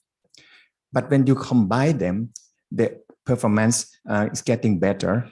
Area under ROC curve increased to 0.82, which is significantly better than either of them alone. And when you add the path findings, the model performs further better. Area under the curve is 0.88, which is significantly better than the combination of clinical and endoscopy. So that means in this study, including more significant variables should be better in differentiating between these 2 conditions. And I also compare this model to the previously published model by Prof.Seung and Macaria, which includes 7 significant variables and 4 significant variables respectively, and again found that model including more significant variables perform better in this cohort. So it looks like this model is good. However, there are some limitations for this model. The first is in this cohort, there were significant numbers of intestinal tuberculosis were misdiagnosed as Crohn's disease when you use this model.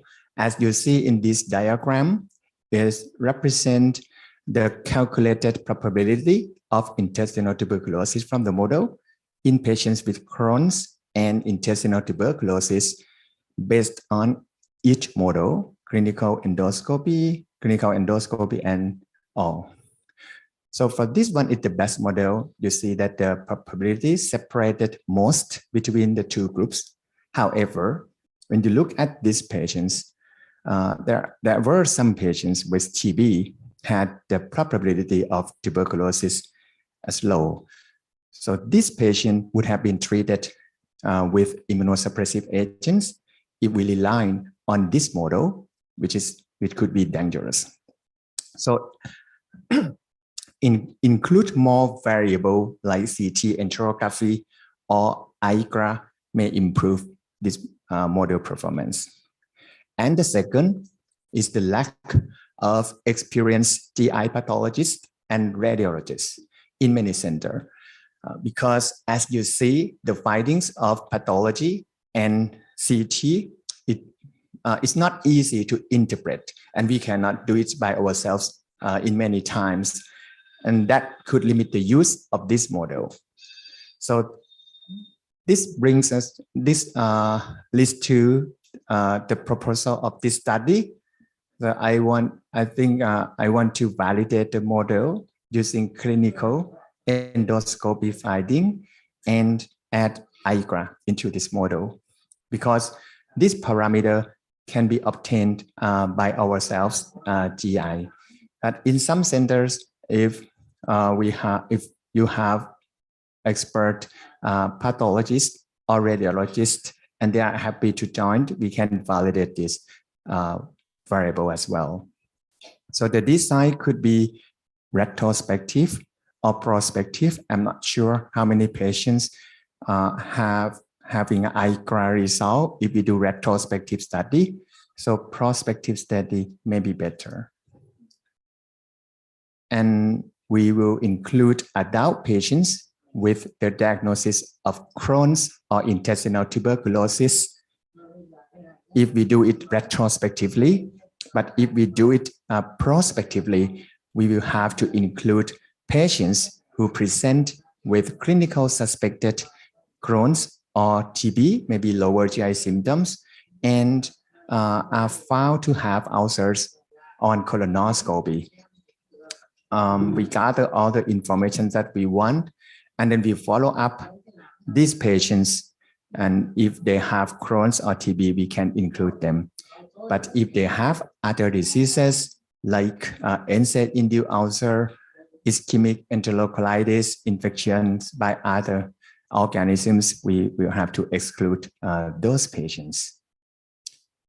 The outcome of the study is to validate the diagnostic performance of this simple model that we can obtain it quite easily. And the secondary outcome could be that know the etiologies of ileocolonic ulcers in our region, and also the diagnostic performance of the model in patients with difficulty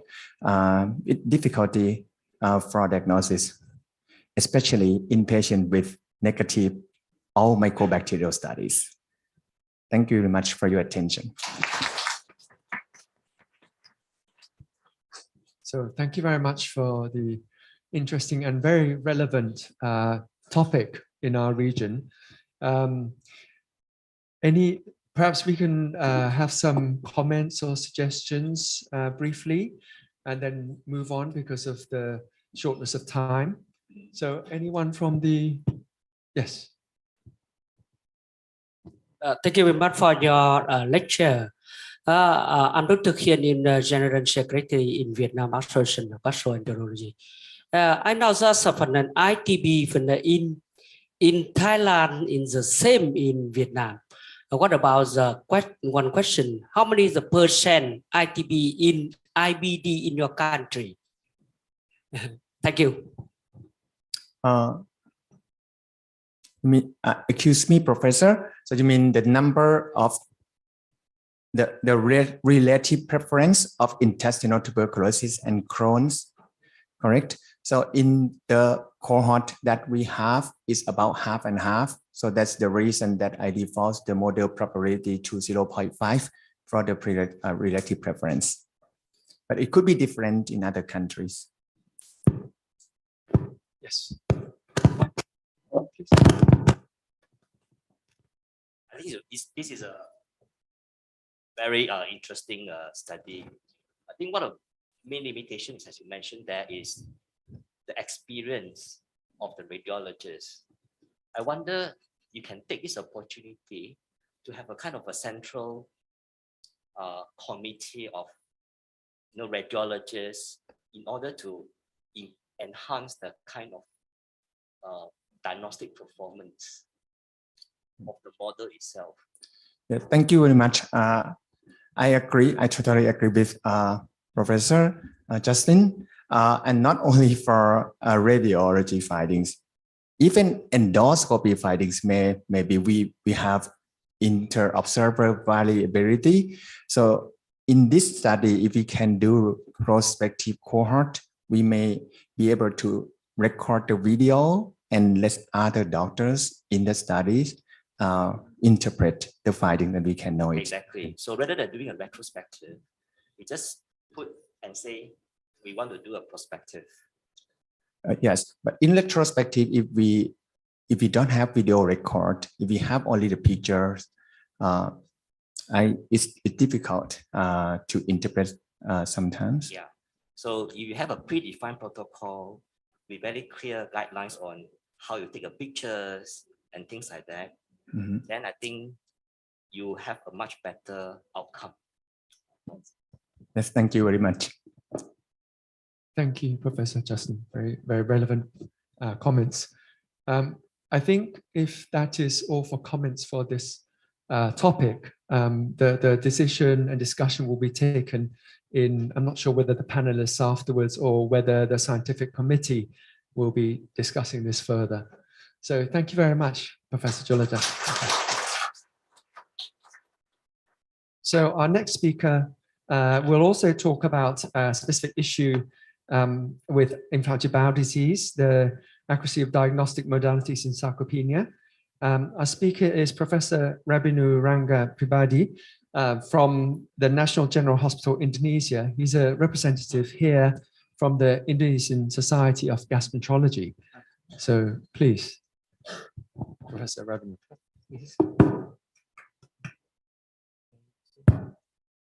Thank you, Mr. Chairman, for the nice introduction.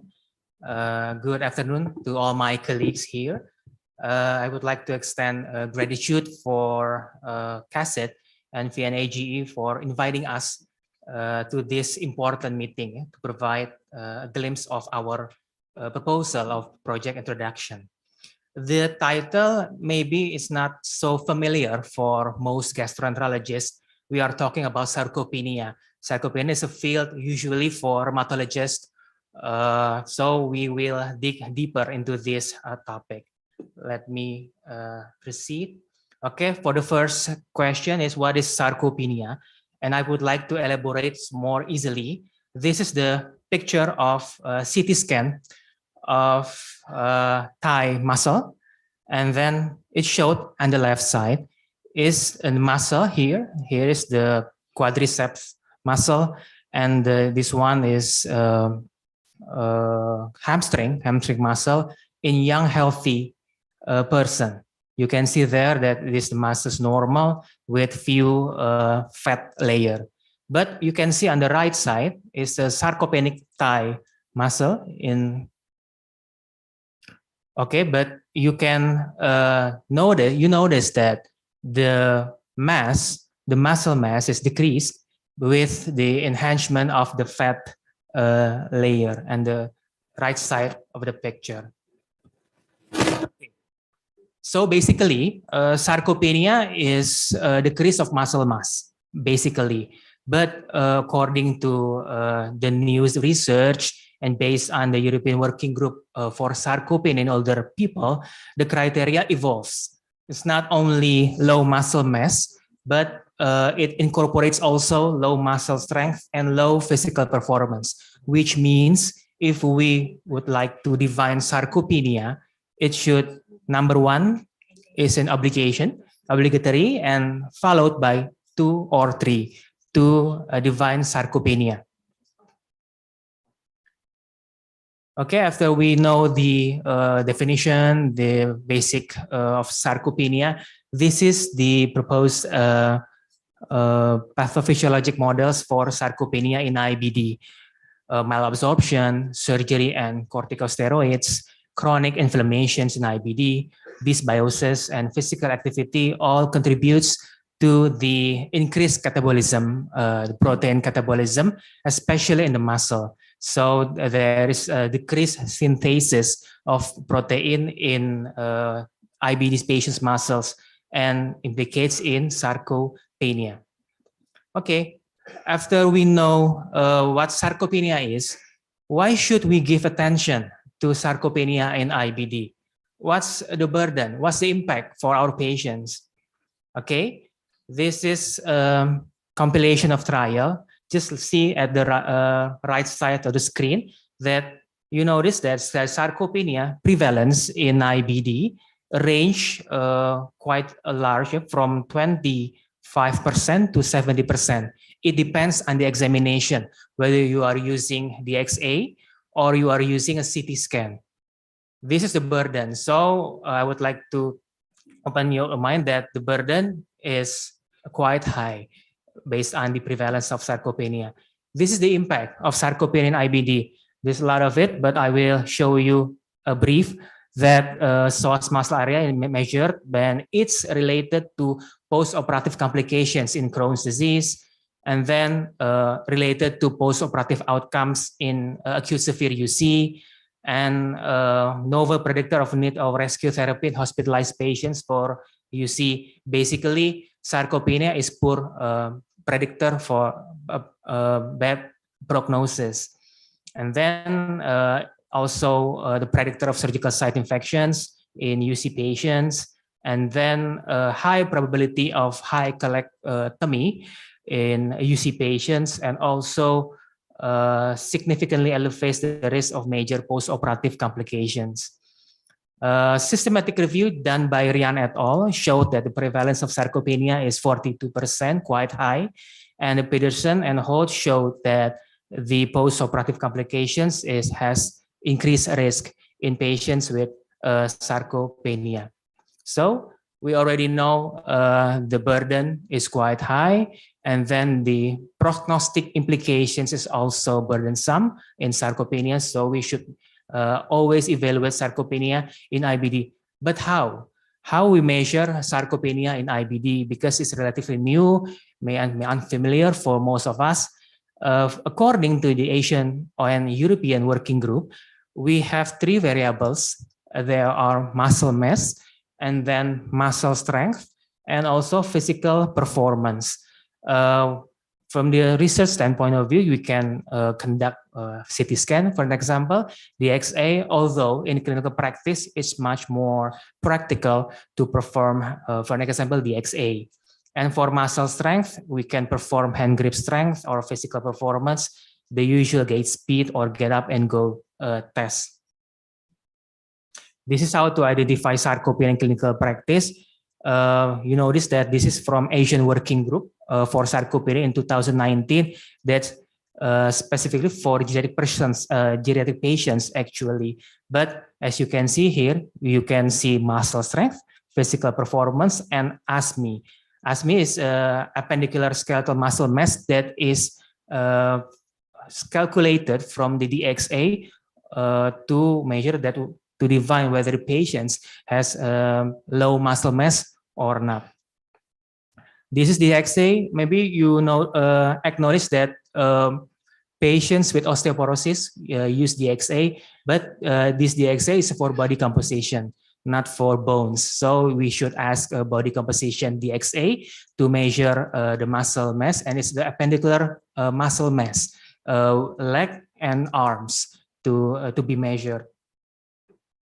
And then this is the hand dynamometer, hand hydraulic to measures the hand grip strength. This is the 5 times chair stand test to measure the performance test. These are the treatment potentials, exercise, diet, and medications. Okay, let us proceed to project proposal. So in Indonesia, we already conduct some quite small studies for sarcopenia. It's clear enough that sarcopenia has significant burden and impact on IBD patients. We recommend that it should be evaluated in all IBD patients, but how? How to measure it, because it's quite burdensome to perform all 3 of it. And you see this, that actually, based on the guidelines, DXA and or CT scan is the gold standard. But at least in my country, in Indonesia, is not fully covered by the national insurance. It is the first problem in our country. And then it's quite expensive. It's $55 to $100 US dollars for the DXA, and for CT scan, it can reach $500 US dollars, and it's quite expensive in my country. And it needs skilled technicians. So there are so many limitations actually in using the DXA or CT scan. So we are wondering, can we use a more simple, more cheap examinations to identify or for at least screen sarcopenia for an IBD patients? So I take a look at the studies from geriatric patients that they have elaborated that the negative predictive value is quite high, with the sensitivity 85.7% in female, and male is not so high as the women. And then from Mitayani et al. Showed also the positive predictive value, and NPV is very high with the calf circumference, and the cutoff point of 34 centimeters in male is the negative predictive value is 80%. So it inspires us. Maybe we can use thigh and calf circumference to identify or screen sarcopenia, which much more cheaper and much more feasible for us in developing countries. So there are alternative simple and inexpensive examinations, thigh and calf circumference. But we know that the diagnostic accuracies in screening have not been explored. And we propose that the objective of the study to obtain prevalence of sarcopenia in IBD patients, to find cutoff point and diagnostic accuracy, which consists of sensitivity, of course, specificity, positive predictive value, NPV, likelihood ratio, positive and negative, and for both thigh and calf circumference. The methods, of course, cross-sectional diagnostic study that can be conducted at the multi-center hospital of Rapid Nations and the gastroenterology clinic. And maybe we can start from May, maybe for 2023, if it's possible. And these are the inclusion-exclusion criteria. And then these are the conceptual framework that for diagnostic study, we have the index test, and of course the gold standards. The gold standards we propose using the criteria by AWGS 2019. And these are the index tests that should be tested to find its diagnostic accuracy. These are the operational definition. I will show you later how to measure it. And I would like to explain this, that these are the skeletal muscle index. So when we are using DXA from a GE or other, we get the value of the muscle mass, the appendicular muscle mass. And we should adjust it with the height of the patients. So we get this one, the muscle mass divided by the square of body height. And we can categorize it into 2 groups with normal and the reduction of muscle mass, which is divided, of course, into men and women. And then the hand grip strength is also categorized into 2 groups. the reduced one and the normal one based on the criteria, the AWGS criteria, with the cutoff point 28 and 18 kilograms in men and women. This is a 5 times chair stand test, which is categorized into two groups, normal and reduced physical performance. We have estimated the sample size, which was 164 subjects. And these are the research flow that subjects may be recruited from gastro clinic to check for inclusion exclusion, enter study accordingly, and of course, record the demography, history taking, physical examination, etc. And thigh and calf circumference are measured. And after that, patients will undergo, or subjects will undergo several examinations, DXA, hand grip strength, 5 times chair stand test, and will be completed. This is how the measurement of calf circumference with the tortoise, and the more measurement of thigh circumference. These are our publications in 2022 with Professor Marcel and Professor Mudani Abdullah from Cipto Mangunkusumo Hospital. It showed that using CC is calf circumference, a cutoff of 31 centimeters, it showed that the sensitivity is 100%, and the negative predictive value is 100%. But in only 60 women patients, 60 IBD women patients. This is our preliminary study.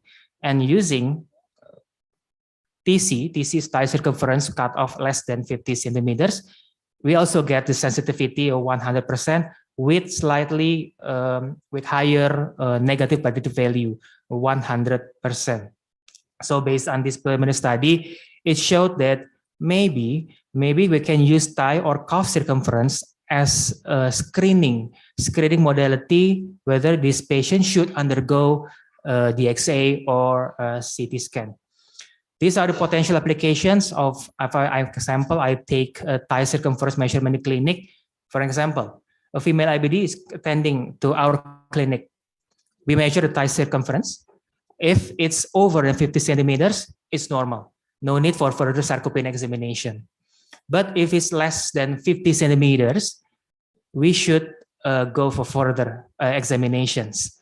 But if it showed no sarcopenia, okay, stop there. But if it's sarcopenia, we should consult. Usually we get together with the physical medicine rehabilitation and of course nutrition to increase the muscle mass. This is the potential applications of the research result. So the interpretation, if less than 50 centimeters, is negative. And in the Cipto Mangunkusumo Hospital settings, it's 100%. So the chance of not having sarcopenia is 100%. No need for further investigation towards sarcopenia. This is also the post-test probability. And if we are using this model, the possibility of IBD female with sarcopenia decreases from our prevalence in our hospital is 11.6%, decreased to 0%. Okay, thank you. Maybe I would like to clarify first, this is not my wife. This is Dr. Firly from Indonesia, because my wife sits over there, so don't be mistaken. I mean, okay. This is my Halong Bay. Thank you very much for Vietnamese people for the hospitality. Thank you. Come on. Thank you very much. Come on. Thank you very much, Professor Abi, for an overlooked, I think, topic in IBD. May I open the floor to questions or comments? If there are no current comments, can I ask? Obviously, we're probably more used to sarcopenia in cirrhotic patients. Cirrhotic patients, of course. And you know, it's well known that it causes quality of life issues and mortality. Yes. And some of that may be reversed with a better dietary regimen. Yeah. But obviously not all. Yeah. For IBD, is it mainly the disease that is not controlled, or are there other issues that you can actually intervene to improve things, to show the point of diagnosing it better? Yes. Okay. The potential interventions is to get cooperation with the medicine rehabilitation, because we need physical exercise. So physical exercise for IBD patients is as important as the diet, and also the optimizations of the medications, of course. Now, and it implies that we should get to work together.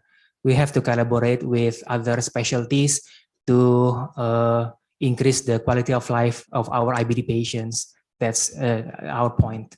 Yeah. Thank you. Yes. Satimai.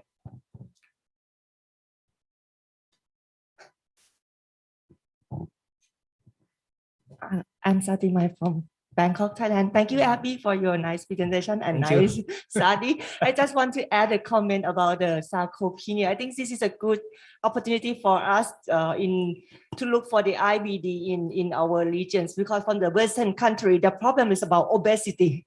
Yeah. In our country, it's about we are very small. Yeah. When we got the IBD, we are too small, too thin. So it's very good. But I want to add this is the first step that we look for the prevalence. Yeah. I think the next step that we have our cohort group, we need to look for is that the bad or the unfavorable outcome, even for the treatment response or even in the surgery. A bit that would be great. Yeah. Thank Okay. you. Thank you. And I would like to add also, there is also sarcopenic obesity. Obesity patients, but sarcopenic is also had bad prognosis. We can do research about that also in IBD patients. Recently, we have seen many IBD patients with obesity also. Thank you. Thank you, Satimai, for the suggestions. Thank you very much. Any further questions? If there are no further questions, I think maybe we will close here. The scientific committee will no doubt discuss your interesting proposal later, along with Dr. Julajak's TB proposal.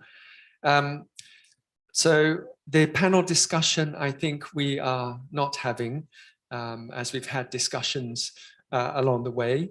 And we will have a short break back at 5 o'clock. So just to end here, I would just like to thank everyone here, all the speakers, and for very interesting and enlightening talks. So thank you very much.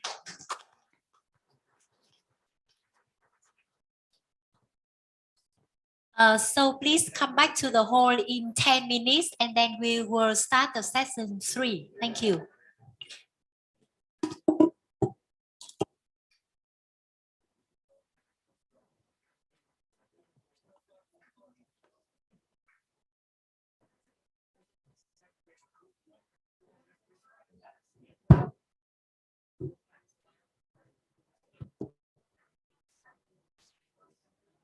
Mời các quý vị, chúng ta đã uống coffee break nhé, xong 10 phút sau quay trở lại nhé.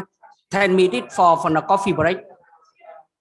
Sau đó thì đề nghị là các bạn ở Việt Nam ấy là chúng ta phải ở lại đến cuối, và đến cuối ngày hôm nay là có ăn tiệc ở dưới tầng B1 và có cái chụp ảnh trước khi ăn buổi tối này nhé. Mời các thầy ngay cái chị thông báo thế ạ.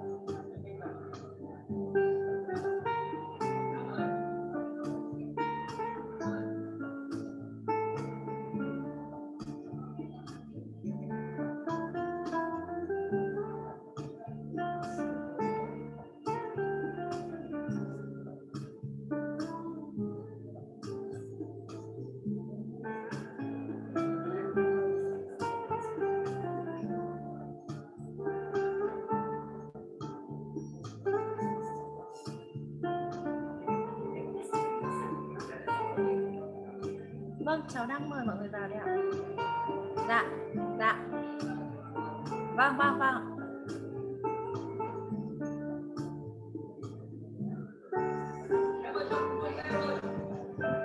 Dạ xin phép nhờ tổ kỹ thuật rung chuông để mời các đại biểu vào quay lại hội nghị ạ.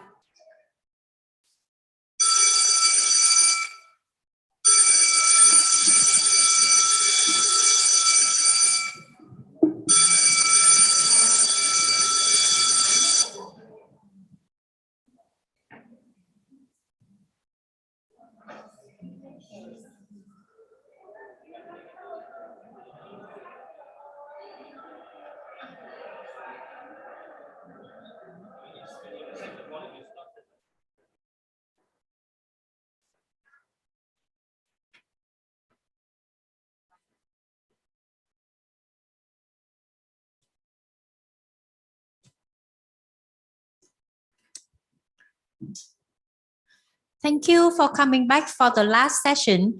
Our last session is the commemorative lectures for young researchers. And our chairperson for this session is Professor Justin Lee Yong-ye and Professor Vũ Văn Khiên.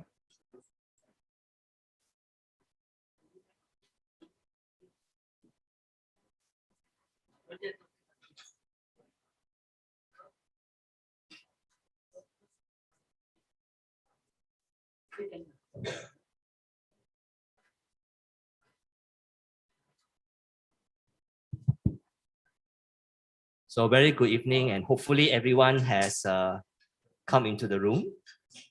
Great. So my name is Justin, and I have my distinguished moderator with me, Professor Vũ Khiên. All right. Now let us have the first one going, right? The first speaker, I hope he is here. Professor, is it Dr. Vũ? Right. Professor Huang. Is he here? Yes, great. Right, great. Thank you. So I'm sure we will hear some very exciting lecture from Professor Huang. Yeah. So I'm sure let us get the floor started. Thank you so much. Yeah. Good afternoon, everyone.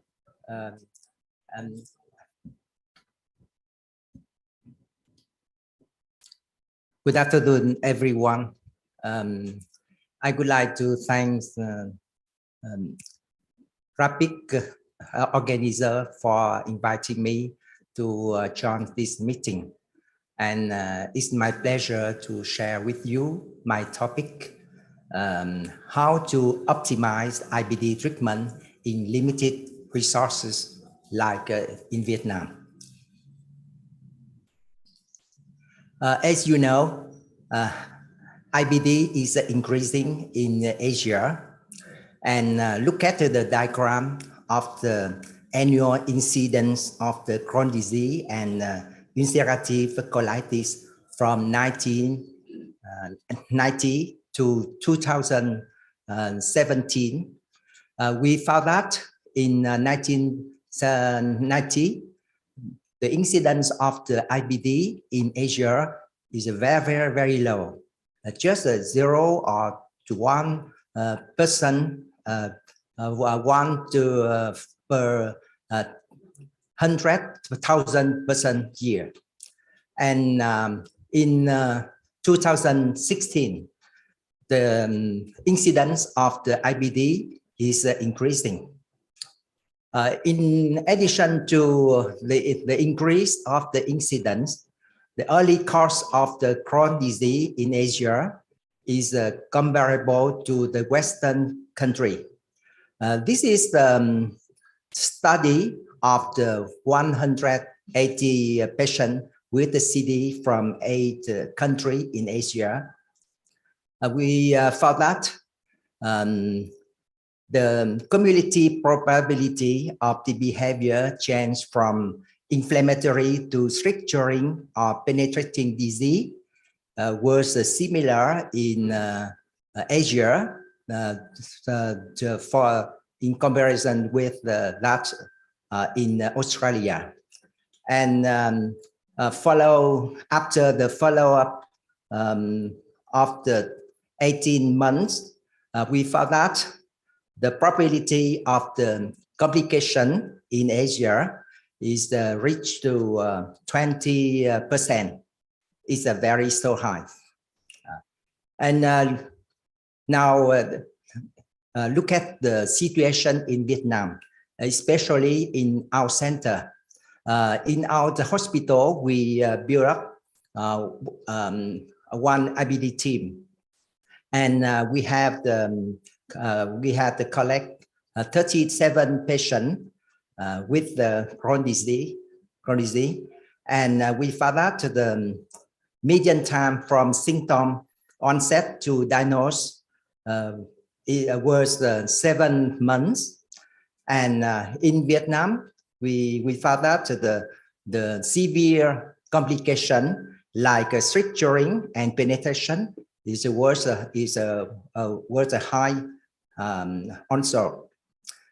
So as you know, in Asia, we face to many challenges in diagnosis and management of the IBD.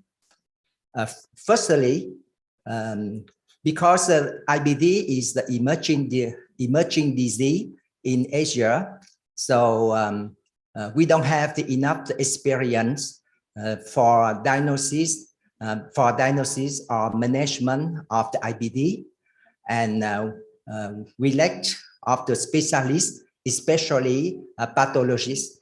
In some cases, we cannot diagnose the problem of the patient. Secondly, we lack of the procedure or tool for diagnostic or management, like fecal calprotectin, CT angiography, TDM, etc. So it's very difficult to differentiating with another colitis in Vietnam or in Asia country. And as you know, in Asia country, we have many infectious disease mimicked of the IBD, especially in intestinal tuberculosis. And furthermore, the availability and the cost of the biologic agent limit the choice of the treatment, because you see the cost of the biologic agent is so high, but the insurance reimbursement in Vietnam is about 40% for IBD fee. So it's very, very difficult for us. And we have a lot of the opportunities, the infection. And when we use anti-TNF for the treatment, and we have very few data to build up the guideline. So now we apply the guideline from Western country. So I think in the near future, we have the more data, more research on the IBD for having a lot of the data from Vietnam or another country to build up the guideline for Asia country, or especially in Vietnam.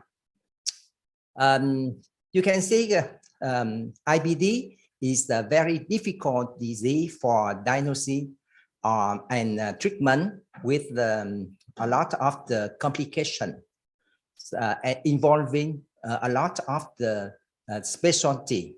So it is necessary to set up IBD team to collaborate all specialists to work together and to assess the patient, the diagnosis, and the management. And in our center, we have the IBD team, and include this team including gastroenterologists, surgeon, IBD nurse, radiologist, endoscopist, nutritionist, and clinical pharmacists also. The big problem in Asia is the differentiating intestinal tuberculosis from Crohn's disease. It's very interesting today to hear from the study in Thailand from the model to evaluate and to differentiate the CD from intestinal tuberculosis. But in case for the diagnosis of the TB or CD, we have to base on many data like history, ICRA, endoscopy, histology, etc. And in case of the suspicion TB cases, we have to treat TB first and follow for 2 months. And after that, if the condition of the patient improve, we continue the treatment. And after 6 months, we have to do the endoscopy to find out the healing of the mucosa colon. For the treatment of the IBD, we have the 2 strategy, step up approach and top down approach. As you know,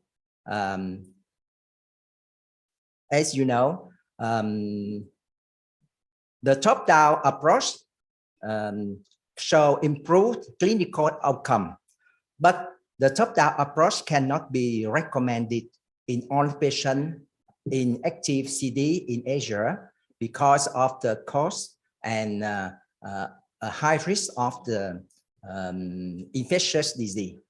So an accelerated step-up to biologic therapy can be suggested after consideration of the high risk factor and predictor of the poor outcome. I think is the rational strategy for Asia. This is the suggested strategy for IBD in Asia.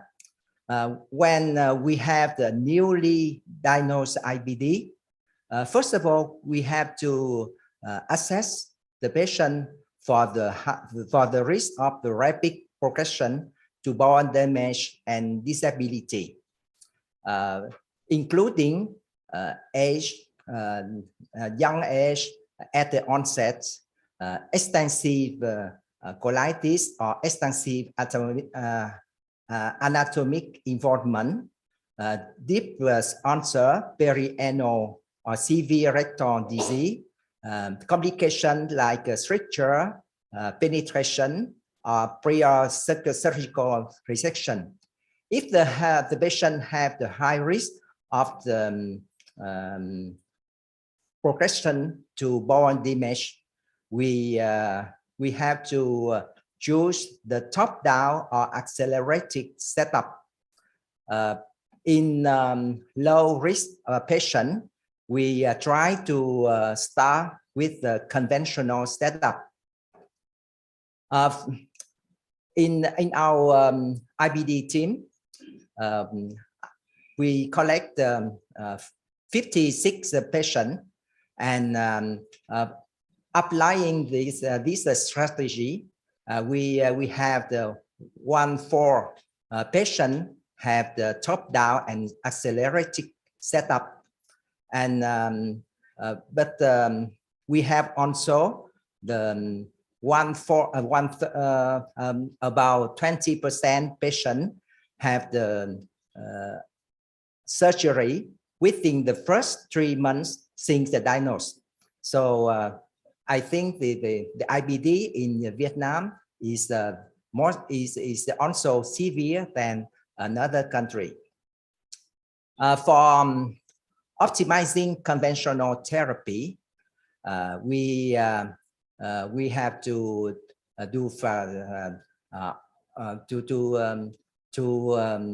For example, for mesalamine, we can use a high dose. That means more than 3 grams per day is better than a standard dose. For the patient have the pancreatitis, we have to combine oral and topical route for the treatment.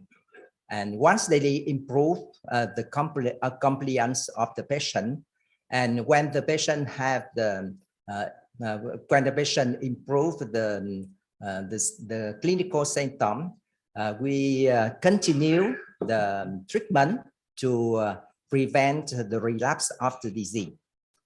For steroid, if you have the budesonide, try to use budesonide for mild to moderate IBD. But unfortunately, in Vietnam, budesonide is not available. In case of the oral steroid, if the patient don't have enough the response, we try to give IV steroid before starting to biologic agent. For thiopurine, start at the low dose and gradual titrate up, and check CBC and transaminase regularly because this medication had a lot of the side effects. For optimizing anti-TNF in Asia, it is recommended to combine anti-TNF with the azathioprine, or that means the immunomodulator, to prevent the immunogenesis. And when we treat the patient, we follow the patient very carefully to find out the opportunistic infection like CMV, but don't forget Entamoeba histolytica and Strongyloides staphylococcus is more common in Asia country. And in Vietnam, we have a lot of the patient with the parasite disease. So it's a very common, and we have the careful for this situation. After that, we check HPV, HIV, HCV, and latent TB. If we found that the patient have the latent tuberculosis, we have to give the prophylaxis for the TB. And vaccination immunization can reduce infection, and for the patient, for the country with the limited resources like Vietnam, I think in the future we have to use the biosimilar. Is maybe another option for all the country. And when the patient have the when the patient get a deep remission, we consider the escalation. And for the treatment goal, for the patient with the active disease, first of all, we have to assess the high risk of the patient to select the rational strategy for the treatment. And the immediate goal is to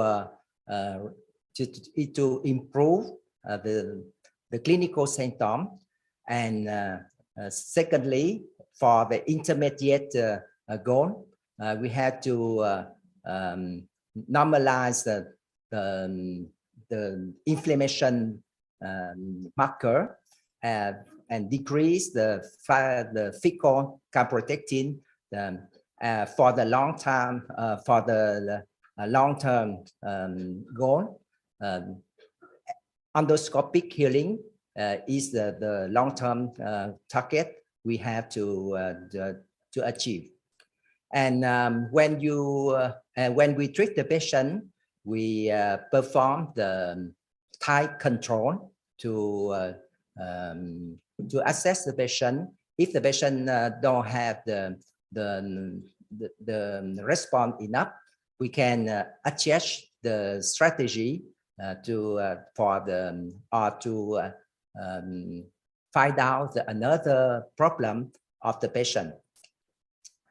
One question the patient asked about the de-escalation, because when we use when we treat the patient, the patient is a very unhappy because the cost is very high, and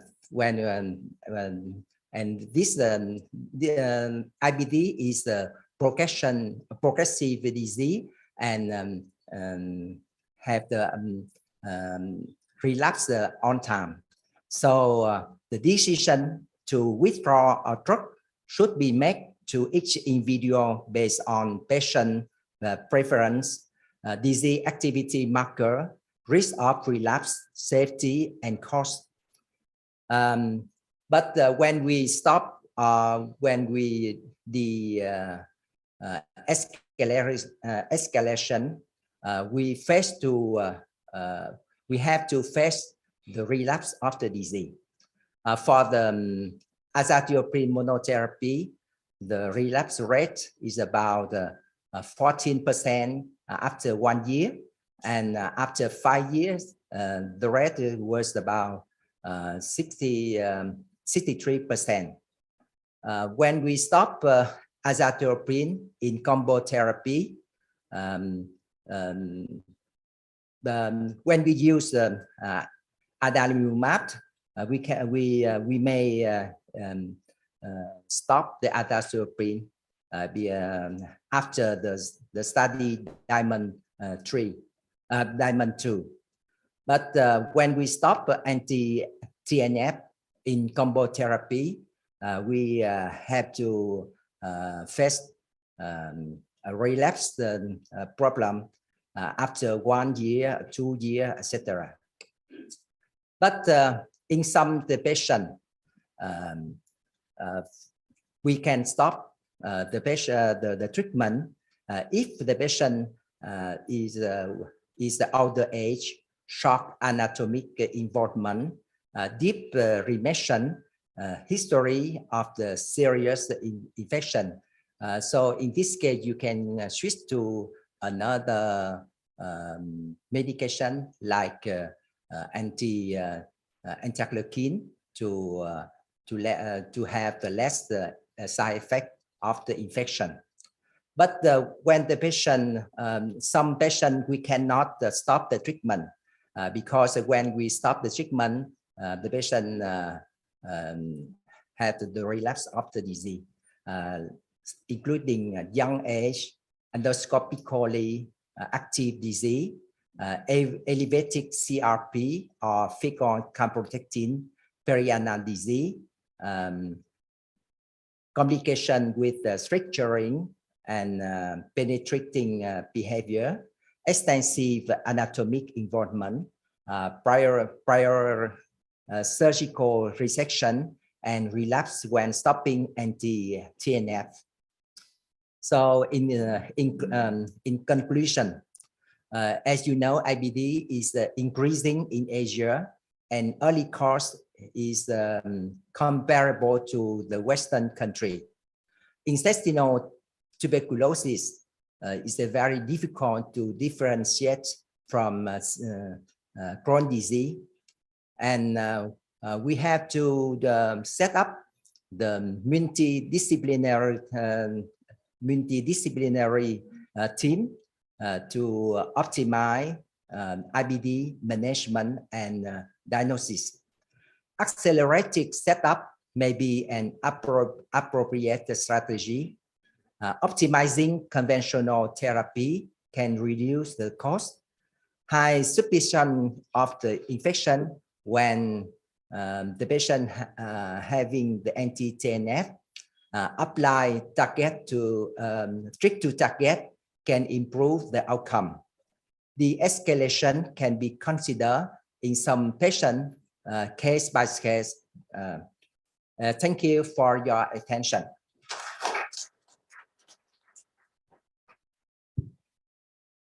Right, a very great talk. May I open the floor to question? Yes, please. Yeah, I also came from Korea. Thank you for a very nice talk, and I was very impressed by the very high percentage of patients receive top-down therapy, because top-down therapy is not available in Korea in this situation. And my question is, at your hospital data, so the Crohn's disease patients, when they diagnosed, the complicated behavior like structuring and penetrating is quite high compared to the other countries. So is there any reason for that, or yeah, that is my question. Yeah. Thank you for your question. Because our hospital is the last hospital in the south of the Vietnam. Because in Vietnam we have the two big hospital, University Medical Center and Giải Hospital, and we receive only the severe cases. So this is the reason we have a lot of the patient with the complication. Thank you very much, Professor Huang, for my presentation. I have a very short question. So do you think the surgical resection sometimes is a good indication for localized Crohn's disease? For example, the patient with the localized ileocecal lesion only. Thank you very much. So how about the experience when we should indicate the surgical treatment for such kind of the patient? Yeah. Thank you. It's a good question because I think surgery is the last indication for the IBD, but in some case, with the patient come very late with many or severe complication like structuring, penetration. So we don't try to treat medication because they don't have the response. So in this case, we consult with our colleagues in surgeon to treat the patient with the surgery. Anyone else? Even like want to ask one question, because you mentioned about a lot of parasitic and helmintic infection here, right? In Vietnam. So I wonder, do you see less severe IBD instead? Because we know that in some helmintic infection, because of due to the Th2 response, you may not see even IBD in some population. For example, we do in the past, at least in my area where I practice, I often, when I do endoscopy, I often see helminths. And these are the people that I very seldom see any inflammatory bowel disease. But more recently, I don't see any more helmintic infection in my endoscopy, but yet we are seeing more IBD. I wanted to hear your experience. Yeah, so this is difficult to respond because now before we when we do the endoscopy, we don't have the IBD. So it's very true. But nowadays, maybe caused by food or the change of the lifestyle and environment. So we have a lot of the case of the IBD. And when we treat the patient with anti-TNF, we have a lot of the case of the infectious disease, etc. Okay, so if there's no other, oh yes. Thank you, Professor, for your very insight lecture. Actually, I'm Phiên I from Jakarta, Indonesia.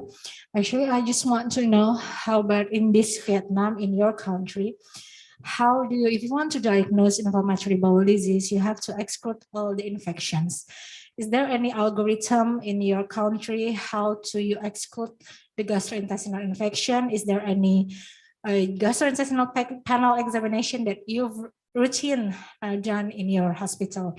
Because back in our country is quite limitation to diagnose inflammatory bowel disease and then exclude all the gastrointestinal infections. Maybe I want to know about your experience in Vietnam. Thank you. Because now we pay attention to IBD.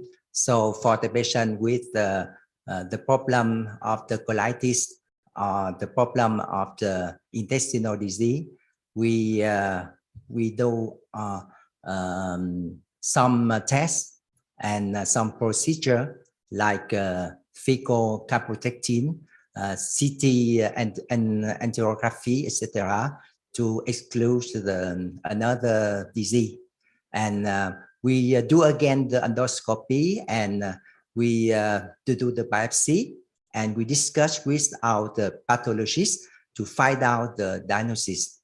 Because when we have the team, IBD team, we work together and we discuss together to find out the exactly diagnosis. And when we use, when we treat the patient and we follow up the patient, if the condition, the clinical condition cannot improve, we reject the diagnosis and we do biopsy again, etc., to find out the exactly diagnosis. Yeah. Okay, thank you so much. We need to move on in the interest of time. Next would be Professor Tan I. I think she will be online. Certainly, she is someone that we know very well from Myanmar. Okay. Thank you very much. Thank you very much. So shall we have the presentation? Thank you.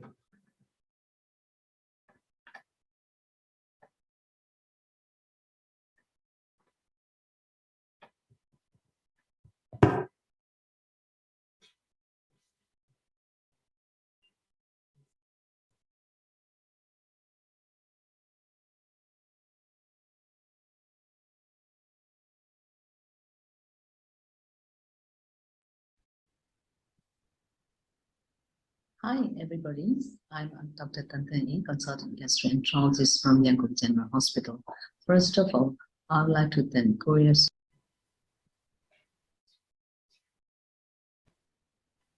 Hi, everybody. I'm Dr. Tan, consultant gastroenterologist from Yangon General Hospital. First of all, I would like to thank Korea Association for the study of intestinal disease and Vietnam Association of Gastroenterology allow me to participate in your auspicious event. I'd like to share my slide. So my role is role of biologics in inflammatory bowel disease management and the current situation in Asia. Biologic agent blocks everywhere in the inflammatory pathway, particularly in the tumor necrosis factors, interleukin, and inside the blood vessel, integrin, and then some small molecules like JAK kinase to prevent the release of cytokines and inflammatory mediators into the inflammatory intestinal epithelium. Currently available biologics, which has been approved by FDA, are anti-TNF, anti-integrin, anti-IL-12, IL-23 and kinase inhibitor. We have short-term and long-term goals in the inflammatory bowel disease in the men when we manage the patient with inflammatory bowel disease. Strike 2 consensus recommend treat to target therapy, which includes clinical response, clinical remission to endoscopic mucosal healing, and finally histologic healing. These are the short-term goals for the management in inflammatory bowel disease. However, ultimate in spirit consensus, ultimate goal for the management of both ulcerative colitis and Crohn's disease, they aim to return for the normal quality of life to prevent disease complications and reducing the long-term complications. These are the long-term aims for the inflammatory bowel disease. The first randomized placebo-controlled trial of inflammatory bowel disease in 1997 by Duggan et al. This is multinational, and they found that a positive response at 4 weeks was obtained in over 80% of the patients treated with infliximab. It is intravenous form compared to placebo. This study was confirmed by SN1, and infliximab is a better response. It is beneficial in the remission at weeks 30 and 54, and it's likely to discontinue corticosteroids, and it also have maintenance the response for the longer period of time.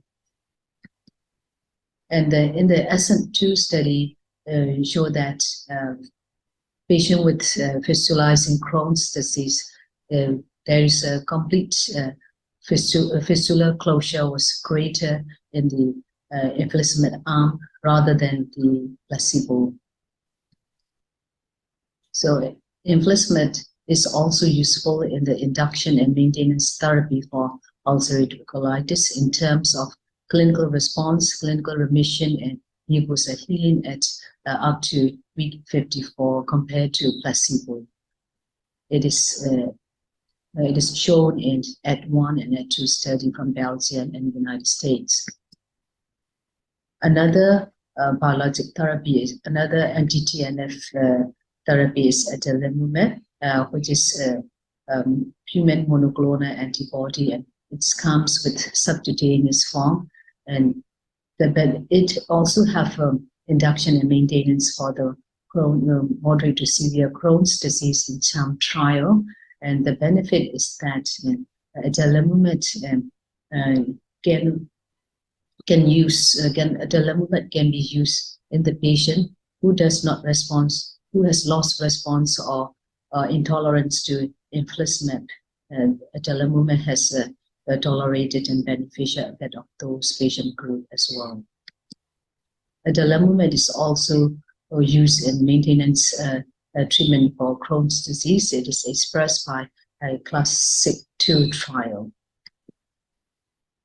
Then the second biologic therapy is anti-integrin, and which is vedolizumab, and it's also used in moderate to severe Crohn's disease. And vedolizumab group achieved clinical remission, both clinical remission and clinical response is superior to placebo group at week 6. In the Germany 2 study, it also showed that maintenance of vedolizumab is beneficial effect of maintenance therapy up to week 52 compared to a placebo group. But the benefit of vedolizumab is that it has less likely to develop reactivation of the infection, particularly tuberculosis and the other opportunistic infection compared to tumor necrosis factor antagonists. Ustekinumab is a new drug which inhibits interleukin 12 and interleukin 23, and it is beneficial effect on induction and maintenance therapy of the Crohn's disease, and it is useful in the biologic naive patient as well as who has exposed to infliximab therapy and who feel response to infliximab therapy as well. One study is vedolizumab has a beneficial effect on ulcerative colitis in both induction and maintenance therapy, We also use combination therapy with immune modulator, biologic therapy and immune modulator. That benefit of is that it reduces immunogenicity, it increases certain level of biologic therapy, and better efficacy of anti-TNF agents, and it also reverses anti-drug antibody formation mostly within 12 months of the therapy. So that SONIC trial demonstrated that in patients with moderate to severe Crohn's disease who naive to biologic agent and combination therapy with infliximab and azathioprine have a significant increase in the corticosteroid-free clinical remission and mucosal healing of the colon or ileum at week 26 compared to infliximab monotherapy or azathioprine monotherapy. And ustekinumab has an effect on the ulcerative colitis, which also showed in patients with moderate to severe ulcerative colitis, it also have a clinical remission, endoscopic improvement, and then finally histological endoscopic mucosa healing patient with ulcerative colitis.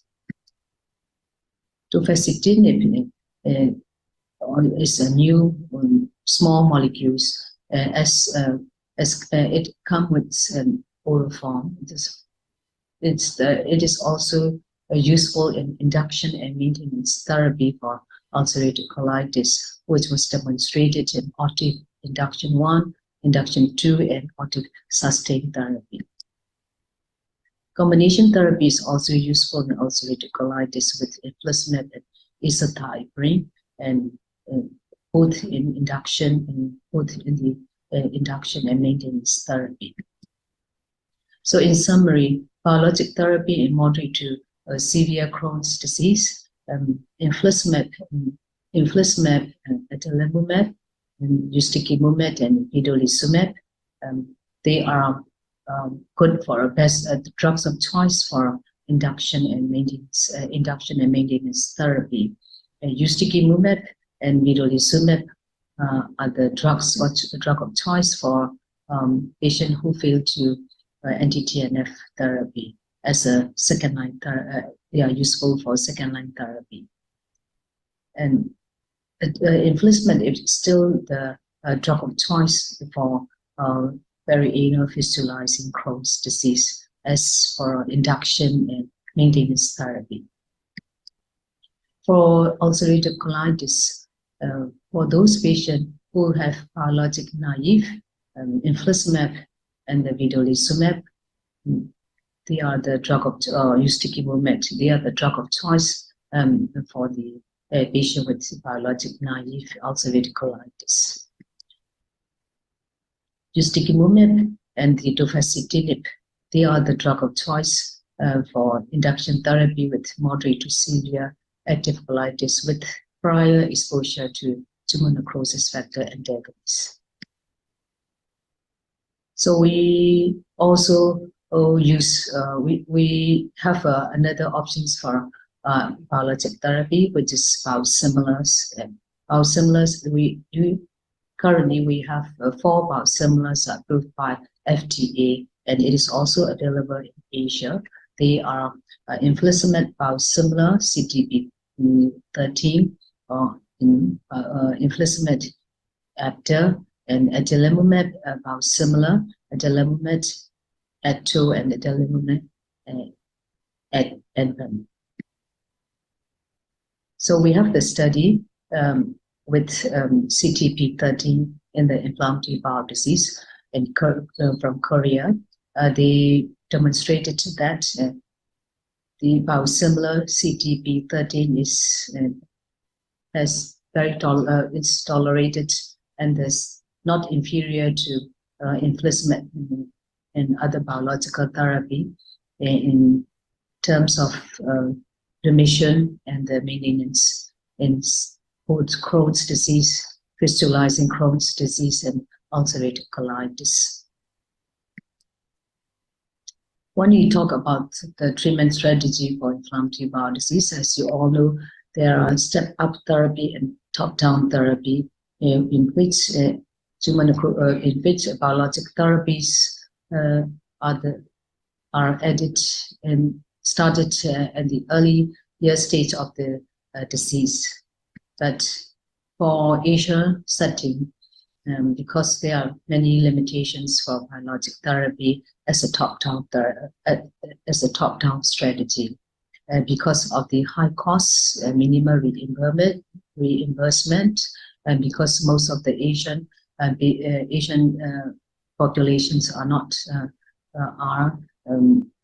insurance are not insured, and risk of infection and the drug availability in some resource-limited countries in Asia have only anti-TNF agents, and there is no anti-integrin inhibitor or ustekinumab in most Asian countries. For us in Myanmar, we don't have any anti-TNF or anti-integrin currently. So another thing is appropriate drug concentrations and antibody testing are either not available or not feasible in Asia countries. Biologic use in Asia, this is a very large data collection from 38 centers in 15 countries, South Asia, Southeast Asia, and the Middle East. Total patient over 100,000 patients. We found that biologic use in the Southeast Asia and South Asia has only 4% of the ulcerative colitis and 13% of Crohn's disease can use biologic therapy. Only in the countries with high GNI per capita. So that the careful selection of the patients who might respond, who might benefit for biologic therapy is very important. So we found that factors associated with poor prognosis in patients with Crohn's disease are diagnosis. We need to find poor prognosis, a patient with poor prognosis, high risk for poor prognosis. These are the patient who diagnosed at earlier age, under 40 years, a patient with perianal disease, upper GI involvement, and earlier disease involvement.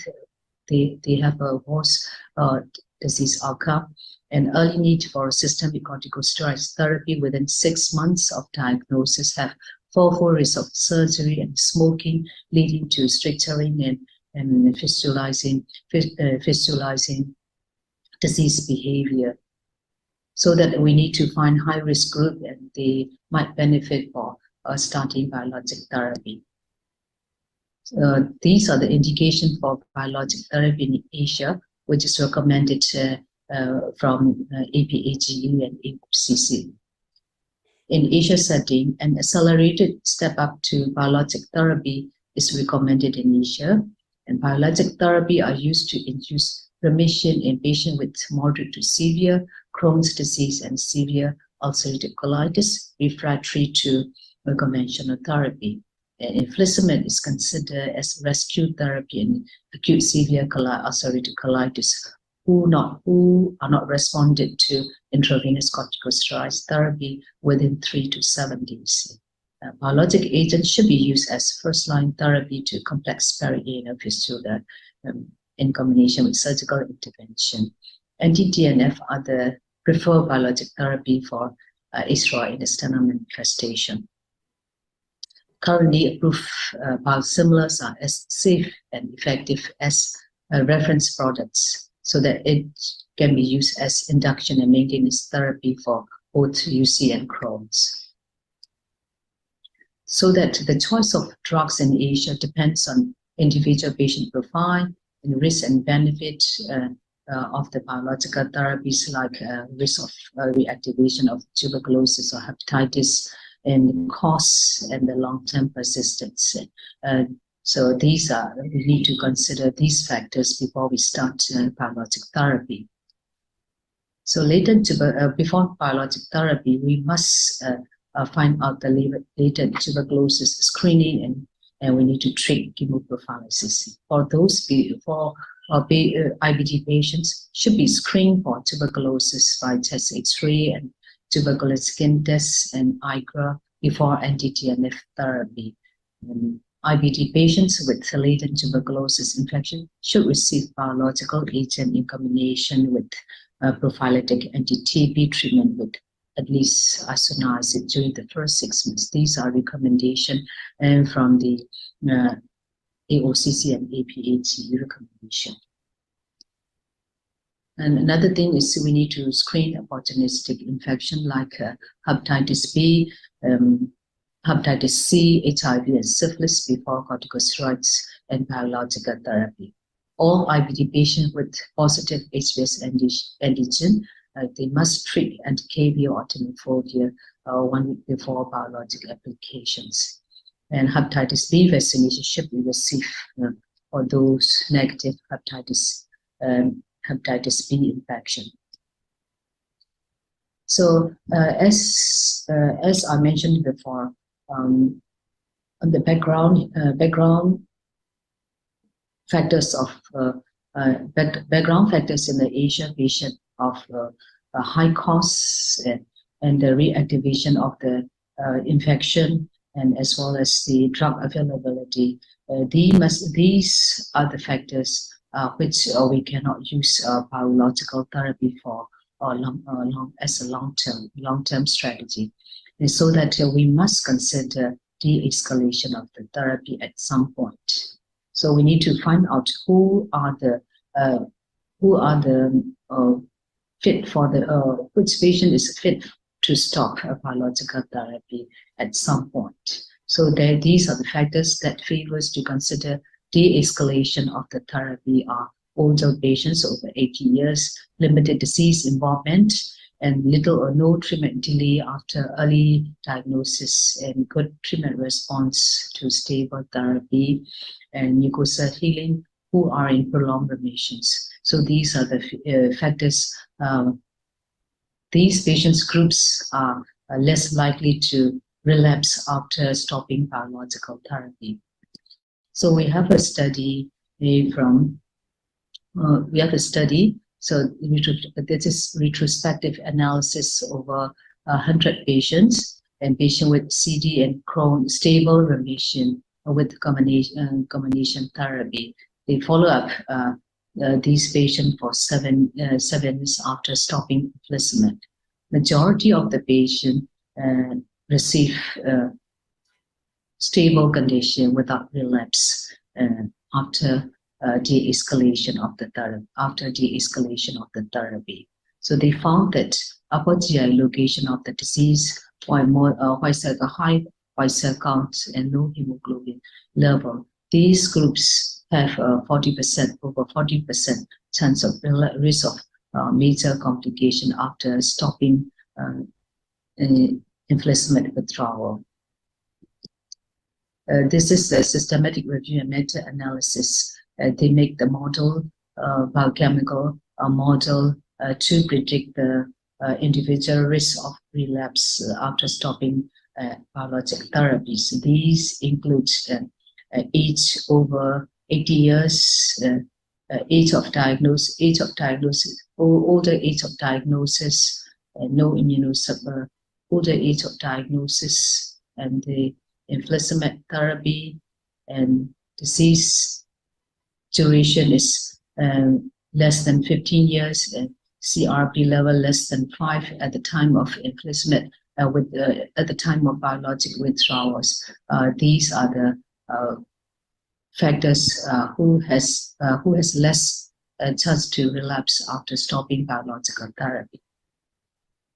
So in conclusion, biologic agents have resulted in a paradigm shift in the management of inflammatory bowel disease, and the drugs that can maintain mucosal healing and can be used long-term with minimal safety are the ideal treatment for patients with IBD. And in Asia, anti-TNF agents are the key part of the healthcare costs associated with IBD, so that the top-down approach cannot be recommended in all patients with active CD with various reasons. An accelerated step-up biologic therapy is recommended in Asia setting. So prior to biologic therapy, rigorous testing to exclude latent tuberculosis infection, hepatitis B, and other opportunistic infection, which must be required and treat appropriately. Biosimilar are the alternatives to the originators for Asian patients in the future. So thank you very much for your kind attention. Thank you, Dr. Tan Tan. And she's online. Would anyone like to ask any question? Right, maybe Dr. Tan Tan, maybe can I ask a question on your experience with biosimilars? Yes. Can you hear me? Yes, yes, yes. Can you hear me? Yes, very well. Okay. Yes. Actually, this topic is not familiar to me because I have little experience on biological therapies. We don't have inflation or other biological, but we had one biological. This is adalimumab. This produced by Zydus company. It's come with Ascensia. So I have experience on Crohn's patient, but the problem is the adalimumab have to use long term. And this is it is cost issue. The first thing is. Second thing is it has it's developed a lot of complications like infection. So our patients, despite of screening opportunistic infection as well as IGRA and chest X-ray, everything, but patient develop tuberculosis and the CMV infection, herpes, and every opportunistic infection she received during the adalimumab therapy, so that we still have reluctant to use biosimilar in our country because we have only one adalimumab biosimilar available to us. Right. And so, any other questions from the floor? Yeah. Okay. Yes, Dr. Tan, thank you so much for your wonderful talk. In fact, we all enjoyed it. Thank you very much. Thank you. Now, the next speaker, I invite Professor Khai from Malaysia Society of Gastroenterology and Hepatology to present a lecture, Colorectal Cancer Screening Update and Different from ASEAN Pacific. Now invite Professor Khai presentation. Thank you. Good evening, everyone. My name is Khairul Najmi Muhammad Nawawi. I'm from University Kebangsaan Malaysia. Thank you to organizing committee for inviting me to give this lecture in our rapid meeting today. So my lecture entitled Colorectal Cancer Screening Updates and Differences from an Asian Perspective. And this is my outline for today. So a bit on CRC epidemiology. As you can see on the graph, the incidence of colorectal cancer is correlated well with the countries who have a high human development index. And this index is a composite of economic status, income, and education. So most countries that have high incidence of colorectal cancer include most of European countries, followed by some Oceania, and then Latin America, followed by Asia and also Africa. And this is a global prevalence or incidence of CRC in 2018. Again, most prevalent in America and also in European countries. And then the top bar chart is top 10 countries of highest incidence of colorectal cancer. We can see among them include 2 Asian countries, Republic of Korea and also Japan. CRC in Asia, Asia contribute to nearly more than half of the total incidence of global CRC in terms of the deaths, cancer death. Also, Asia contribute up to 52.4% out of total global CRC death. So it's quite a high disease burden in Asia region, and higher risk of CRCs among ethnicity is in people in Japan, Korea, as well as in China. How about Malaysia?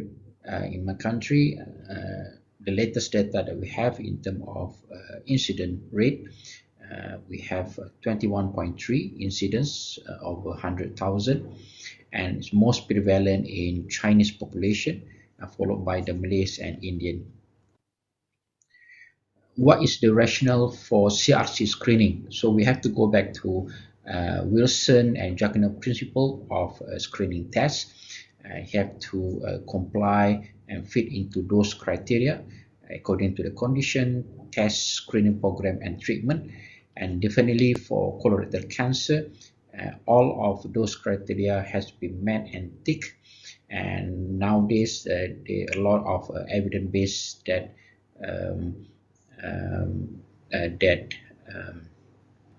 there's a lot of evidence base to justify the use of screening tests in colorectal cancer. So let's go through a few guidelines for the screening. At the moment, a few strategies. One of them is systematic population-based screening program, which is a nationwide program, mostly in US, European country. In Asia, there's a few countries who have established programs such as Japan, South Korea, Taiwan, and Singapore. Other countries do not have organized screening program, and most of them have a widespread opportunistic screening program as well as outreach program. And most of these guidelines recommend screening starting at the age of 50 years, because after this, the risk of cancer increased by 0.5 to 1.5% every 5 years. The test varies according to the countries, but most of the screening program use non-invasive tests, either FIT or guaiac FOBT. However, most opportunity program will rely on the endoscopy. So this is the most recent guideline by US Preventive Service Task Force in 2021. They start to lower the age group for screening from 45 up to 75, and above 75 years of age, they recommend selective screening for people who have a higher net benefit. In terms of recommendation strategies, there are a few which include FOBT every year, FIT every year. They also recommend the usage of stool DNA fit every 1 to 3 years. Other modalities include CT chronography every 5 years, sigmoidoscopy every 5 years, sphygmodoscopy every 10 years, but with annual FIT, and also colonoscopy every 10 years. How about in Asia? Asia Pacific Colorectal Cancer Working Group recommend screening in country or region with incident rate above 30 per 100,000 and should target average risk person above 50 years of age with quantitative FIT. Therefore, FIT remain the most widely and frequently used primary screening modalities in Asia, and colonoscopy been used in opportunistic screening. And how about flexible sigmoidoscopy? It has been used, but less common in this region. This is a table of a country in Asia. As you can see, the age standardized incident rate of colorectal cancer, highest in South Korea, Japan, Singapore, Hong Kong, and also Taiwan. And all of them already have organized full screening program. This is a table of a screening program in Asian country. Screening modality, they use FIT, which use two consecutive sample with the interval screening about 1 year, except for Australia and Taiwan, where they do every 2 years. And most of the country also target population 50 years of age, except for Japan, starting at the age of 40. And Japan have the longest screening program, which has been started since 1992. A bit more information in terms of screening strategies in a few Asian countries. In Japan, started in 1992, they use FIT, and then subsequent diagnostic investigation or verification test is done either by colonoscopy or combination of flexible endoscopy and double contrast barium enema. However, in the recent year, colonoscopy has become more routine compared to DCBE, and it has shown that there is a decrease in terms of cirrhosis mortality versus unscreened subject, about 72%. How about the screening update? Initially, it's around 27, 28, and then it's increasing up to 41.4 and 34.5% in 2013. Screening in Korea, they have two guidelines about in regard to the screening and also surveillance colonoscopy, been proposed by 3 societies in Korea. And the program was introduced in 2004. FIT is provided free of charge, and they target men and women more than 50 years of age. And the positive test is followed by a DCB or colonoscopy. And then if the DCB is negative, either DCB or colonoscopy is recommended 5 years later. Positive DCBE should be followed by colonoscopy. If the colonoscopy is negative, then 10 years colonoscopy is recommended. And the program participation rate has increased from 10% to 25.9%. And then the colonoscopy rate among FIT positive participants is about 39 to 61%. This is the surveillance colonoscopy guideline in Korea. In patients with high risk finding, they are subjected to 3 years colonoscopy, and in patients without high risk finding, 5 years after that. CHảo screening in Taiwan started in 2004. They perform biennial FIT in patients more than 50 years. In terms of the screening rate, 21.4%, with test positivity about 4%. And it has shown from the initial prospective study, there is a significant 10% reduction in terms of cirrhosis mortality as compared to unscreened subject. This is a graph and bar chart of the top one in terms of the numbers of attendees that use FIT test. We can see the increasing numbers after it's been enrolled worldwide, nationwide in 2010, with the positivity rate is quite good, from 4% going up to 7 to 8%. And then the lower graph is basically the number of verification exam, which is the colonoscopy. We can see the numbers is slightly reduced when they enroll the program to the nationwide. This is probably due to the capacity and then the technical issue in terms of trying to accommodate all the positive patients. CRC screening in China. At the moment, there's large-scale community-based CRC screening being carried out in a lot of provinces. They employ two-step screening strategy, FIT plus quantitative high-risk factors questionnaire, and then the positive patient will be followed up with a colonoscopy. The The screening program also has shown that FIT have a higher sensitivity and specificity compared to guaiac FOBT, and that two sample testing was more cost effective for CRC screening. In Hong Kong, a territory-wide community-based pilot screening has been launched in 2016 and gradually, recently graduated in 2018. All the participants will be screened by FIT every 2 years, and then the participant will be subsidized and co-payment will apply for the diagnostic colonoscopy in private sectors. In Thailand, the SAM pilot screening has been implemented in 2011 in Lampang province. They have a high participation rate of 62.9%, test positivity about 1.1%, and the colonoscopy was performed in 72% of those with positive tests, and they have a detection rate of CRC of 30.7%, and then detection rate of adenoma 30.6%. How about in Malaysia?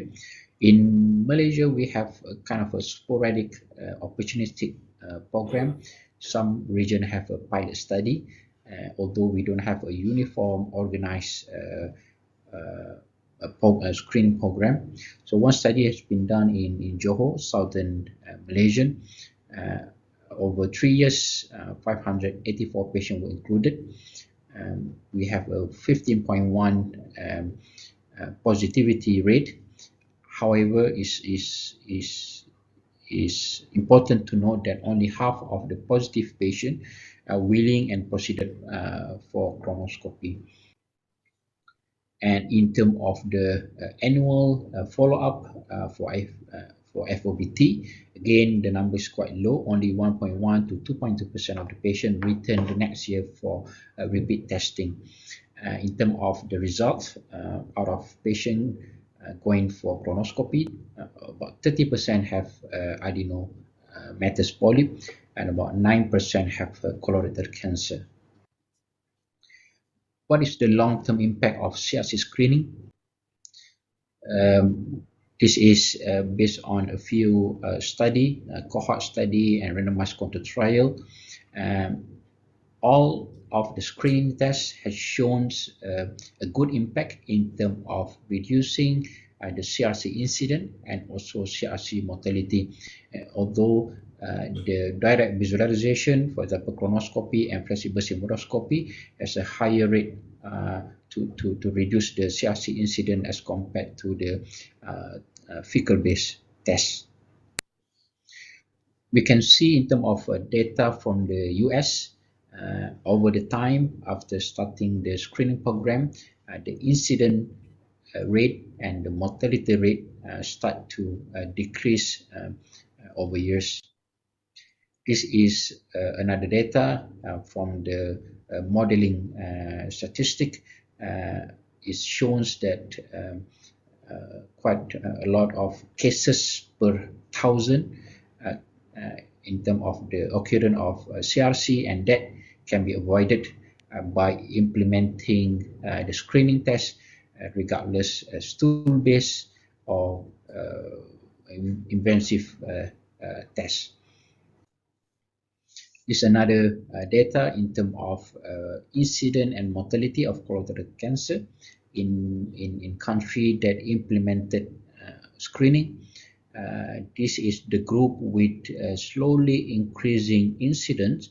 However, we can note the mortality of colorectal cancer has started to decrease. So the increase in the incidence might be due to the increased detection from the screening program. And in the second group, again in country who has implemented the screening program, we can see the incidence and also the mortality has started to decrease and coming down over years. Another table of projected long-term effectiveness of CRC screening among various strategies, and all of them has shown to reduce the colorectal cancer incidence and also mortality against unscreened population. I will touch a bit on CRC screening modalities. First, invasive test, basically the scope. Bronchoscopy, gold standard, safe. However, it requires sedation, bowel preparation, and a bit costly. And it definitely can reduce the CRC mortality and also the incident. However, one study has shown that the benefit is limited to the distal colorectal cancer, but not in the proximal cancer in terms of the reduction in CRC mortality. Flexible symbolonoscopy also has been shown to reduce the CRC mortality. However, because of the nature of the scope, is limited to the distal colon. Fecal tests, we have 3 available tests. Guaiac FOBT, inexpensive, simple, widely available. Again, has been shown to reduce the CRC mortality. However, because it relies on simple oxidation, so any dietary peroxidases such as heme from myoglobin in the red meat or in the plant or antioxidant, they have a potential to confound the result. Therefore, it have a quite low positive predictive value of 3 to 10%. How about FIT? It measures colonic blood, since upper GI globin is being degraded and is utilized antibody to hemoglobin. Therefore, that it doesn't cross-react with the dietary meat. And the sampling technique is quite simpler compared to the FOBT, and therefore is much more feasible and then to the patient. And it also have a slightly higher sensitivity as compared to FOBT in terms of detecting advanced adenoma and colorectal cancer. How about stool DNA test? It's been approved by FDA in 2014. It's not available outside the US. It's quite sensitive in terms of detecting colorectal cancer and also advanced adenoma. Other modality include CT clonography. It carries a bit of advantage in terms of detecting extra clonic evaluation in terms of sensitivity, specificity, as compared to colonoscopy. The sensitivity is about 66.8% with a specificity of 80%. However, it did have disadvantages such as need again for the bowel prep a bit discomfort due to the air insufflation, risk of contrast allergy, radiation exposure, and the need for colonoscopy if the test become positive. And there's another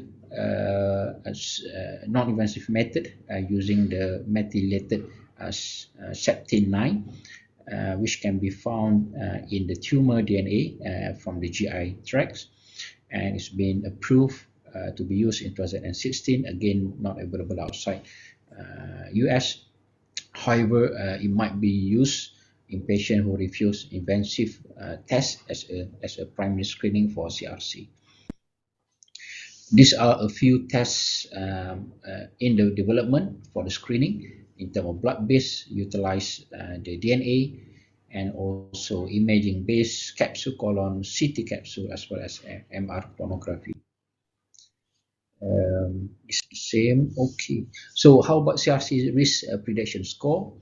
It's good. Sometimes it can be applied to stratify our population into the one who likely benefit from the screening. Therefore, it has a potential to increase acceptance to screening and also give the opportunity to give information more to the patient to encourage lifestyle modification. There are a few. The most well-known are number one, CRC Pro. Basically, it's validated against a US population. The skin cancer developed in UK, so it's been used in UK and a few other countries. For the Asian Pacific region, we have our validated scoring system, Asia Pacific Colorectal Screening Score. And now they have been modified, which include the BMI as well. And it has shown that by using this score, the relative risk of finding advanced neoplasm in the moderate and high risk asymptomatic patient were higher, about 2.6-fold and 4.3-fold respectively. How about the age to initiate screening? Is 45 is the new 50. The modeling study that's been done shows that by lowering the screening age, it could result in additional prevention of 2 to 3 CRC and then 1 CRC death per 1,000 person. And cost effectiveness analysis also has suggested that it might be cost effective. In terms of the disease burden, we can see the increasing prevalence of the young colorectal cancer. This is the data from European country. Increased incidence of CRC among 20 to 39 years of age group in the last 20 or 30 years, and as shown by this graph as well. Locally in our hospital, there is an increase of incidence of young colorectal cancer as well, especially in the age group of 35 to 39 years, and also from 40 to 44 years, and also from 45 to 49 years of age group. Okay, what are the challenges to effective screening, especially in Asia? So a lot of challenges. Some of them include low screening rate as compared to England or European. They have higher screening uptake. Number 2, insufficient public and GP awareness. Number 3, low colonoscopy rate after positive initial screening. Insufficient colonoscopy quality and also capacity, lack of surveillance guidance, and of course the financial barrier. This just want to show the participation rate in Asian country. It's quite low in, for example, in Brunei, in China, Hong Kong, India, Indonesia, Malaysia, and even Taiwan and Thailand. In terms of knowledge of CRC and screening tests, again among Asian country, a lot of the patient or the subject still not sure what are the symptoms of CRC, the risk factor, and also the screening tests that are available to them. One study done in Malaysia, in terms of knowledge and practice among GPs, only about 21% of our GP have a good knowledge on CRC screening and also about CRC in general, and just over half know that CRC is the most common cancer among Malaysian male. Only 65% appreciate that tenesmus is a symptom of CRC, and over 50% aware of the current recommendation of the CRC screening, and unfortunately more than nearly 80% of the GPs wrongly recommend FOBT for high-risk individual rather than for the average risk individual as part of the CRC screening. So these are the challenges. Possible cause, a lot. It could be low awareness among the public, not just the public, as well as the physician, and also a lack of recommendation by the physician and lack of advertisement. In terms of the low colonoscopy rate, might be due to the unawareness of significance of positive FIT, as well as the access barrier.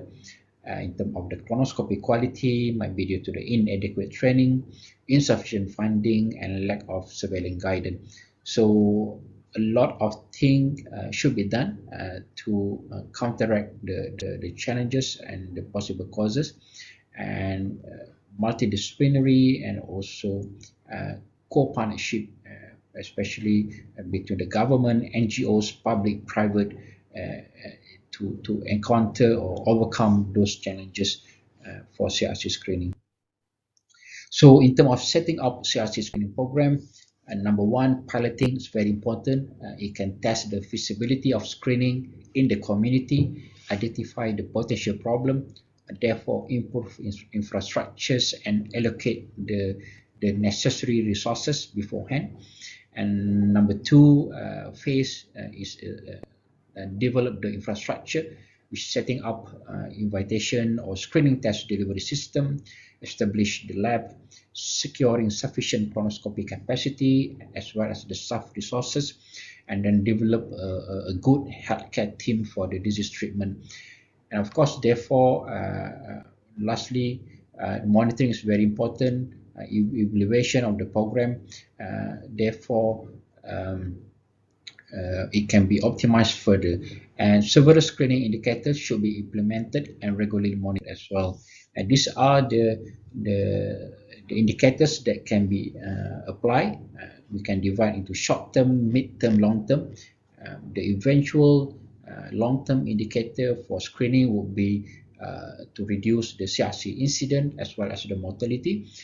However, we should have a short-term indicator in terms of the screening rate, positivity rate, verification exam rate, detection rate for cancer, advanced adenoma and non-advanced adenoma, and also the severe complication rate from the colonoscopy or from the screening test.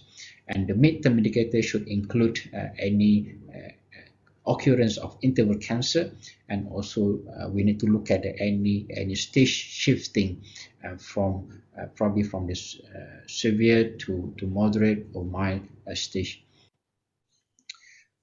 Opportunity screening. In the meantime, while piloting or while trying to construct the organized nationwide program, we should employ opportunistic screening.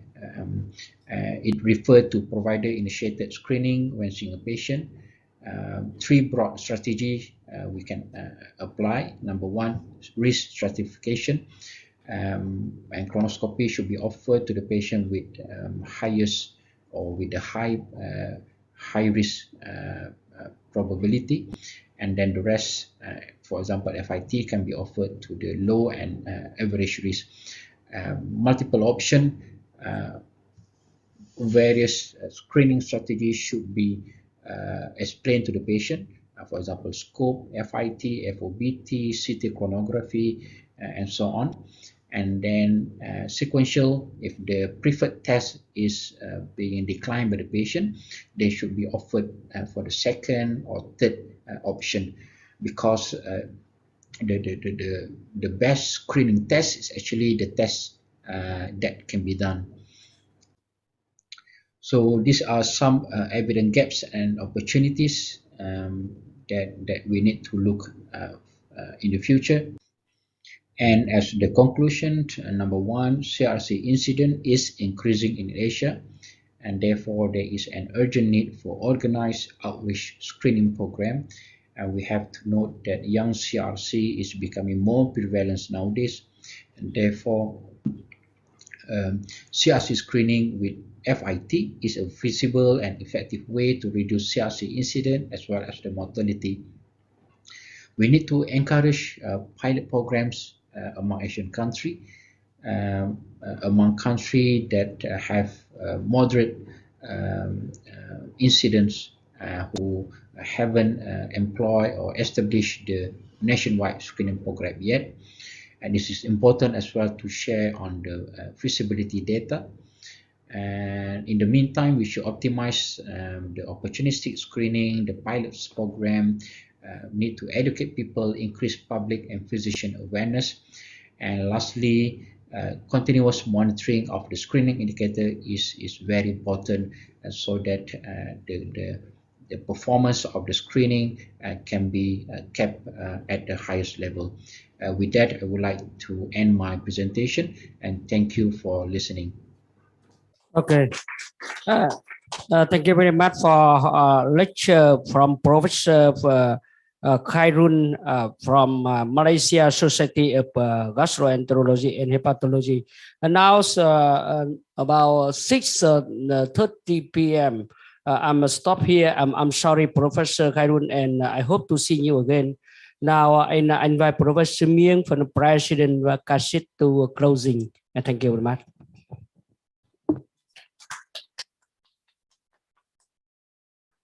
Okay. Thank you very much. Today, the January 14th, 2023, is a very important day for us, an historic day, I think, because we could form the new academic partnership in Asian countries. So hopefully, RAPID can contribute to Korea and Asian countries, researchers, for the cure of our intestinal disease research and disease control. And I want to thank all the participants today. And also I want to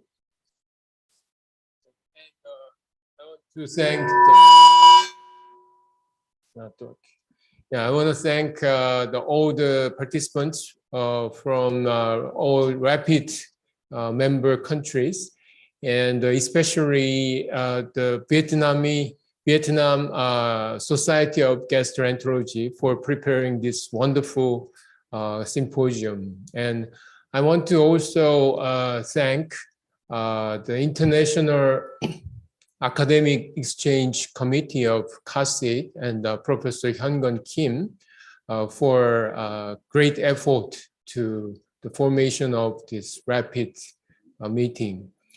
And after this meeting, hopefully RAPID Scientific Society can meet and discuss about the contents we discussed today, and hopefully please progress to the further collaborative research and education programs. And also in April 2023, we will have AOCC and IMCASIT collaboration meeting in Busan, Korea. And all the members today, please come to Busan for our meeting. And at that time, maybe we can discuss further about the RAPID progression. Thank you again to all the participants and lecturers discussing today, and let's meet soon. Thank you very much.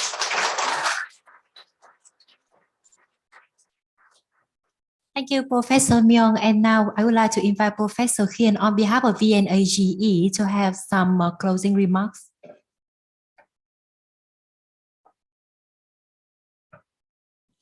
Dear Professor Myung and President Kasit, and dear own President in Malaysia, Indonesia, Myanmar, and another country. On behalf of the Vietnam Association of Gastroenterology and 108 from the Center and Hospital, we thank you very much for Professor Myung and for the own president in another country and own professor in another country come to here.